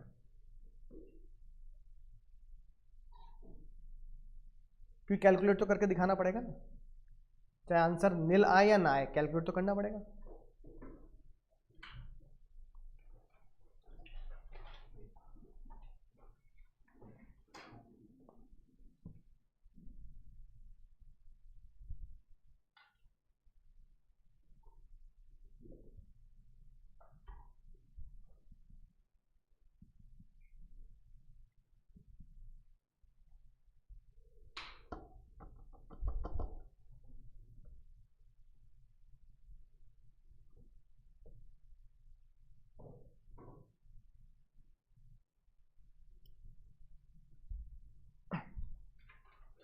और अगर किसी बच्चे की क्लास मिस हो जाती है कभी, तो घबराने का नहीं, है ना, मिस नहीं करनी, पर फिर भी हम क्या करते हैं उसके लिए एक बैकअप रिकॉर्डिंग दे देते हैं ना, तो उससे भी आप क्या कर सकते हैं, देख सकते हैं। लेकिन क्लास मिस करने का फायदा नहीं, क्योंकि वो बैकअप रिकॉर्डिंग क्या हो जाती है, बैकअप, परमानेंट बैकअप हो जाती हैं फिर वो। और टैक्स में क्या है, टैक्स में ये है कि जैसे मान लो तुम अगली क्लास में आओगे और मैं ये वाला कॉन्सेप्ट कंटिन्यू कर रहा हूँ, समझ रहे हो बात को, तो अगली क्लास में दिक्कत आएगी जब तक कि क्या नहीं देखोगे, ये वाला लेक्चर नहीं देखोगे। क्योंकि अब मैं बोलूँगा न्यू रिजिम, ओल्ड पढ़ लिया, अब तुम अगली क्लास में आओगे तुम्हें लगेगा यार ओल्ड पढ़ लिया, क्या पढ़ा दिया इन्होंने, है ना, तो इसलिए छुट्टी मारना बेकार है। और अगर बाई चांस कोई भी गलती की वजह से या दिक्कत की वजह से छुट्टी हो भी गई, तो अगली क्लास से पहले उससे पहले कॉन्सेप्ट पढ़ के आना, दोस्तों से पूछ के, भाई कल क्या पढ़ाया था, ये पढ़ाया था, तो चल वो वीडियो देख लेंगे, ठीक है। 5 लाख का आंसर क्या है, बोलो क्यों, तो मैं यही लिख लेता हूं, 5 लाख रुपीज इनकम है, तो मैं क्या बोलूंगा, 87A के लिए एलिजिबल है बंदा, है कि नहीं है, और यहाँ 5,01,000 है, तो 87A के लिए वो एलिजिबल नहीं है। इतनी बात में समझ में आ गई, तो मैं समझ में आ जाएगी बात कि मैं आंसर गलत नहीं करूंगा। अब मुझे बताओ, लेकिन टैक्स तो निकालना पड़ेगा ना बाबू, तो झूले बनेंगे, झूले बनेंगे 2.5 लाख का, फिर बनेगा झूला 5 लाख का, और फिर बनेगा 10 लाख का। लेकिन भाई क्विट कहाँ कर दिया, बहुत ही उम्दा खेले आप, कहाँ तक खेले पर, तो 2.5 से 5 के झूले में कितने रुपए झूल रहे हैं? इसके बीच में स्लैब कितना होता है? तो अमाउंट कितना आएगा? 12,500। अब सबसे खतरनाक बात, जैसे तुमने टैक्स का अमाउंट निकाल ली, सबसे पहले भैया घुटनों पे जोड़ दो और मुझे बताओ डिस्काउंट दूं या ना दूं? दूंगा तो भी लिखूंगा, नहीं दूंगा तो भी लिखूंगा। तो मैंने लिखा माइनस रिबेट 87A। फॉर्मूला क्या है? फॉर्मूला क्या है? और भाई ये क्या चक्कर, ये क्या हो गया? ये दोनों सेम क्यों आ रहे हैं? सेम कैसे आ रहे हैं? समझे? अब समझ गए? अब सोचो, टाई ने डिस्काउंट की जो लिमिट लगाई है वो 12,500 क्यों लगाई है? क्योंकि टाई को पता है जब तुम 5 लाख तक टैक्स निकालोगे तो वो 12,500 ही आएगा। इसलिए ताई ने क्या बोला? इसलिए ताई ने बोला लिमिट कितनी दूंगी मैं? इसलिए ताई ने बोला लिमिट 12,500 रखूंगी, चाहे तेरी टैक्स लायबिलिटी 12,500 से कम है। जैसे पिछले लेक्चर में, पिछले क्वेश्चन में हमारे टैक्स लायबिलिटी 50 रुपए आई थी है ना? समझ गए खेल? अब जब आपको पता है कि ताई ने लिमिट ही 12,500 कर रखी है और 5 लाख की लिमिट ही 12,500 आएगी, तो न्यूज वालों ने ये बोल दिया कि 5 लाख तक टैक्स माफ। समझ गए इंटरप्रिटेशन क्यों निकाली न्यूज चैनल वालों ने? उन्होंने ये डिस्काउंट की कैलकुलेशन नहीं करी, उन्होंने बस ये बोला 5 लाख तक टैक्स कितना बैठेगा? 12,500। ताई ने लिमिट कितनी लगाई है? 12,500। इसका मतलब 5 लाख तक टैक्स माफ हो गया। समझ गए? लोगों ने क्या समझा कि रिंकू सिंह को भी रिंकू सिंह के भी 5 लाख माफ है। रिंकू सिंह के 5 लाख माफ नहीं है, क्योंकि वो कितने कमा रहा है? 5 लाख से ऊपर कमा रहा है कि नहीं बात? समझ गए बात? तो वो 5 लाख तक एग्जम्पशन का स्लैब रेट बढ़ा दिया, ये गलत सलाह है। सही सलाह क्या है? स्लैब रेट 2.5 का ही है, बस 5 पर टैक्स इसलिए नहीं देना क्योंकि डिस्काउंट मिल जाएगा।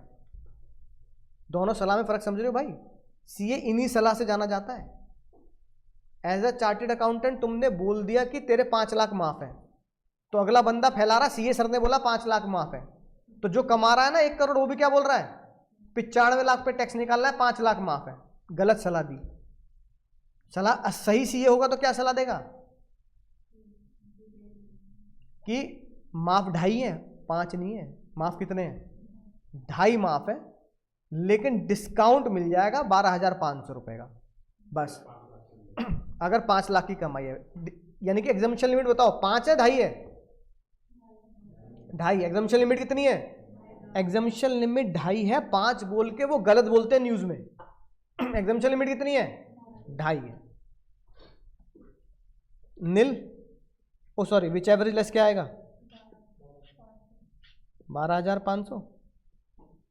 टैक्स लायबिलिटी क्या ऐड कर दूं इसमें? हेल्थ एंड एजुकेशन सेस 4%, नील का 4%। आंसर क्या आ गया?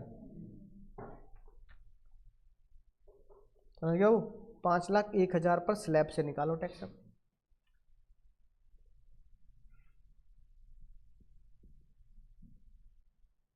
2.5 लाख।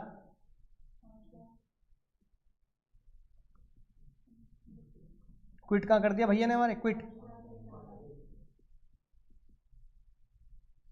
यहां से यहां तक के झूले पे कितने बैठे हैं? यहां से यहां तक के झूले पे कितने बैठे हैं? इस झूले का रेट, इस झूले का रेट 12,500, 1,000 का 20%, टोटल टैक्स लायबिलिटी 12,700। अब होश में बोलना, होश में। क्या इसमें माइनस कर दूं डिस्काउंट नंबर 87 है? नहीं। क्यों?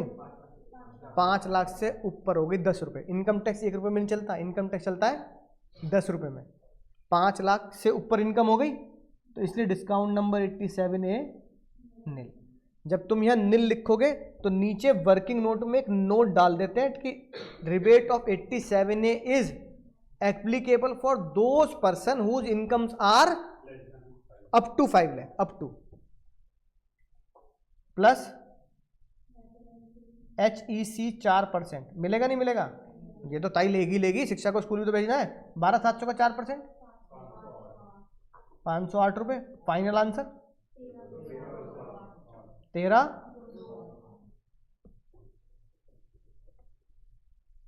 है कि नहीं बात?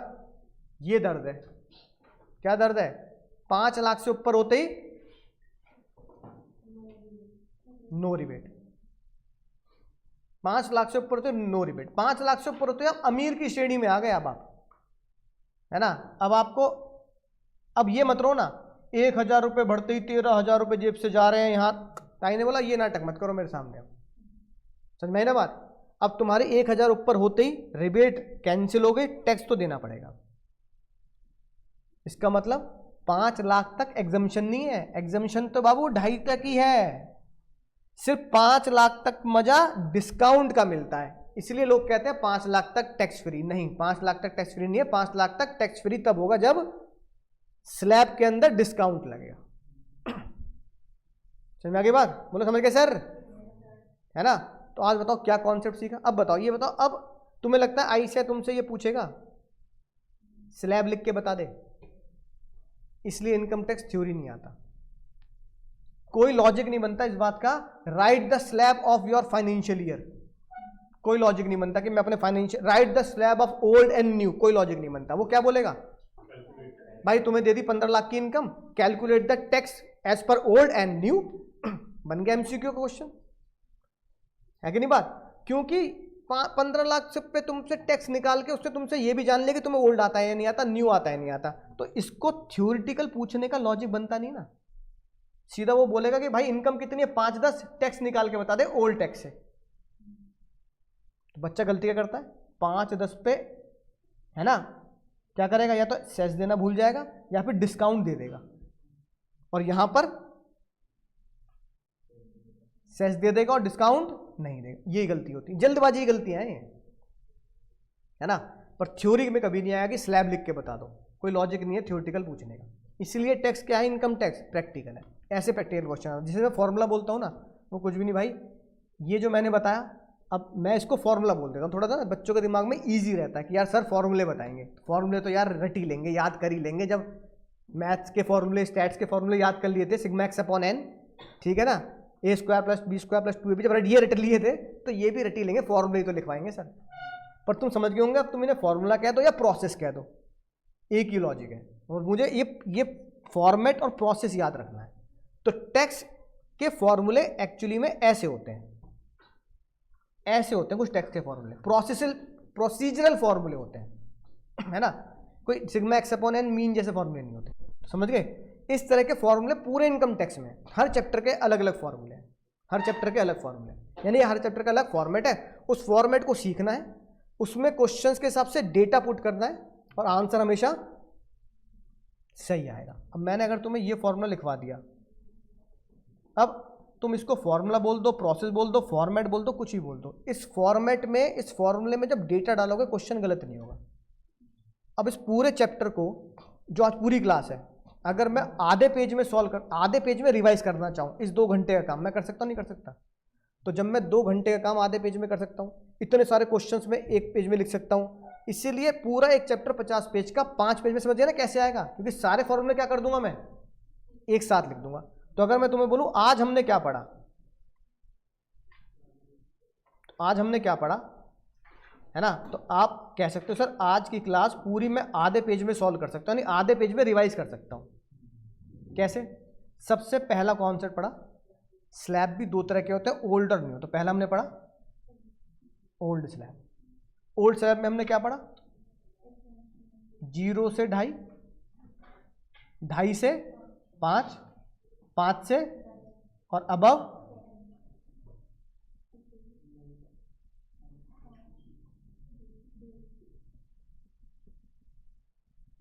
ये पढ़ा, लिख दोगे 4-5 लाइन में आ जाएगा। दूसरा कॉन्सेप्ट क्या पढ़ा? HEC is on tax. नहीं, इससे पहले वो लिखते हैं रिबेट, क्योंकि HEC तो तीसरे नंबर पे लगता है ना। दूसरा क्या पढ़ा हमने? रिबेट, यानी कि डिस्काउंट ऑफ 87A। कब देना है? If income up to 5 lakh. कितना देना है? 12,500 और tax calculated whichever is less. तीसरा कॉन्सेप्ट क्या पढ़ा? Health and education cess is 4% on tax liability after discount. Tax liability जो किसके बाद आ रही है? आफ्टर 87। तो बोलो भाई, यही तो पढ़ा हमने। फिर इसके क्वेश्चंस जो आपके पास है, अब बताओ एग्जाम से पहले जब मुझे ये याद है और मैंने इतने क्वेश्चन की प्रैक्टिस कर रखी है, तो क्वेश्चन को दोबारा सॉल्व करने की जरूरत सिर्फ एक बार एक नज़र देख लेना है ना। एक बार एक नज़र से देख लेना, यार मेरी इनकम 5,10,000 है तो मुझे डिस्काउंट नहीं देना, मेरा आंसर इतना आना चाहिए, तो दिमाग में कैलकुलेट हो जाता है वो, है ना। अगर देखो तो हमने ये कॉन्सेप्ट पढ़े आज, ठीक है, राइट। और ये जाना 50 नंबर का, वो 50 नंबर का जीएसटी प्रैक्टिकली होता है, राइट। फिर हम, आप लिखना चाहो तो अलग से लिख सकते हो। अगर मेरे को टैक्स लायबिलिटी निकालनी है तो पहले मैं लिखूंगा टैक्स लायबिलिटी, फिर मैं लिखूंगा रिबेट ऑफ 87 माइनस करूंगा, फिर हेल्थ एंड एजुकेशन से 4% मैं प्लस करूंगा प्लस, और फिर ये मेरा आंसर आ जाएगा। तो टैक्स लायबिलिटी निकाली, एक चीज माइनस एक चीज प्लस, और टैक्स लायबिलिटी हमेशा कैसे निकलती है? स्लैब्स निकलते हैं, ओल्ड या न्यू। तो ये मेरा क्या हो गया? ये मेरा टैक्स लायबिलिटी का फॉर्मेट हो गया। इसकी हेडिंग में क्या दे सकता हूं? Calculation of tax liability for mister x, जो भी हमारे क्वेश्चन में लिखा होगा। तो ये मैंने इसकी heading they the, calculation of tax liability. ये मैंने फॉर्मेट बना दिया, फॉर्मेट बना के मैंने डेटा इसमें पुट कर देना है, आंसर एकदम ठीक आएगा। तो प्रोसेस को समझना है और प्रोसेस को याद करना है। अच्छा ये बताओ, अगर एग्जाम में क्वेश्चन आया, तुमने आंसर सही निकाला, तो क्या एग्जामिनर तुमने कॉल करके या आई से तुम्हें कॉल करके पूछेगा बता तूने रटा था या कैसे? समझ में आई ना बात? अब सिग्मा एक्स अपॉन एन है तो है, ठीक है ना। अब ये फॉर्मूले ताई ने दे रखे हैं, अब मैं इसे फॉर्मूले कहता हूं, ताई से क्या कहती है? Calculation of tax liability. कोई दूसरा टीचर क्या बोल देता होगा? Format of tax liability. क्या फर्क पड़ता है? फर्क ये पड़ता है कि मुझे वो चीज आसानी से समझ में आनी चाहिए, आसानी से, वो शब्द मुझे आसान लगने चाहिए। अब मैं उसे रिबेट नाम दे रहा हूं और पढ़ाने के लिए मैं उसे डिस्काउंट नाम दे रहा हूं। दूसरा टीचर सिर्फ उसे रिबेट ही नाम देता है या क्या देता है? डिडक्ट कर देंगे। तो उससे क्या फर्क पड़ता है? फर्क ये पड़ता है बच्चे को समझ में आनी चाहिए बात कि कोई चीज मुझे घटानी है ना, राइट। तो मैं चीजों के शब्दों को आसान यूज करता हूं, लेकिन आपको लिखने ये वाले शब्द हैं, वो अपने आप ही हो जाते हैं कन्वर्ट, है ना। सेक्शन याद हो गया नहीं होगा? 87 है आज के सेक्शन था, 87 है। तो समझ में आ गई बात? तो अगली क्लास में जो पढ़ेंगे वो क्या पढ़ेंगे? ओल्ड में एक चीज और है जो सस्पेंस छोड़ता हूं तुम्हारे लिए, है ना। हर क्लास के एंड में कुछ ना कुछ सस्पेंस दूंगा मैं तुम्हें। तो आज का सस्पेंस ये है, क्या मेल और फीमेल में कुछ अंतर होगा? बोलो। नर मादा? नहीं, नर और मादा में कोई अंतर नहीं है। क्या बूढ़े और जवान में होगा? हाँ, ये होगा। यानी ओल्ड टैक्स रिजिम में ये बोला, जो बंदा बूढ़े हो चुके हैं, यानी कि जो 60 से ऊपर है, 80 से ऊपर है, उनके टैक्स के स्ट्रक्चर में कुछ चेंज करेंगे, ठीक है। तो वो पुराने, यानी कि गाना गाना, उम्र की सीमा हो जन्मों का हो बंधन, तो उम्र की सीमा भी मानेंगे और जन्मों के बंधन भी मानेंगे, रेट में चेंज होगा। लेकिन ताई ने बोला जो लोग नया स्लैब फॉलो करते हैं, न्यू टैक्स रिजिम, उसमें चाहे लड़का हो लड़की हो, बूढ़ा हो जवान हो, सबके लिए सेम है। क्योंकि हमारे कोर्स में है, एग्जाम में है, तो हमारा फर्ज बनता है कि ओल्ड में बूढ़े लोगों के लिए क्या स्लैब है, क्योंकि एग्जाम में आ सकता है एमसीक्यू में, तो हमें वो याद रखना पड़ेगा। तो अगली क्लास में सीखेंगे बूढ़े लोगों के लिए क्या स्लैब है, और सीखेंगे नए स्लैब में टैक्स लायबिलिटी कैसे निकालनी। यानी अगला लेक्चर भी जो होगा किसका होगा? टैक्स लायबिलिटी की कैलकुलेशन का ही होगा।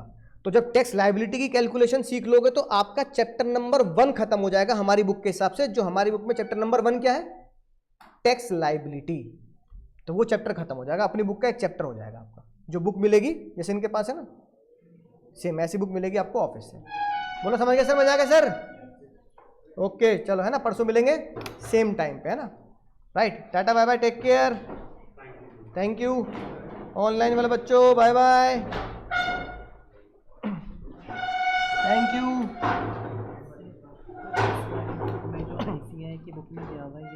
ये न्यू है, ये अगली क्लास, ये न्यू टैक्स रिजिम है। अच्छा, और ओल्ड वाला ये आएगा, एनुअल फाइनेंस एक्ट के अकॉर्डिंग। ओल्ड वाला ये है, तो सर यहाँ लिखा हुआ रेट एनुअल फाइनेंस एक्ट के अंडर दिया हुआ, और ये 115 भी हाँ, ये अगली क्लास में बताऊंगा। तो ये होता है न्यू टैक्स रेजिम हाँ, के लिए, जो इस सेक्शन में डिफाइन किया है, अच्छा, और ये हमारा ओल्ड ओल्ड वाला जो फाइनेंस एक्ट में डिफाइन किया है। इसमें दिया नहीं दिया? यही दिया हुआ है सर।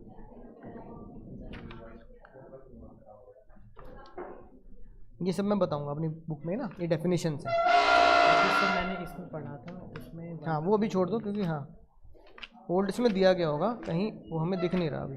सर वो वहीं पे दिया हुआ है, थ्योरेटिकल फॉर्म में दिया हुआ है इस वाले पोर्शन में। अच्छा, ये तो बेसिक हो गया। इसके आगे जहाँ पे ये थ्योरेटिकल फॉर्म में दिया हुआ हाँ, ये थ्योरी में दे दिया ना,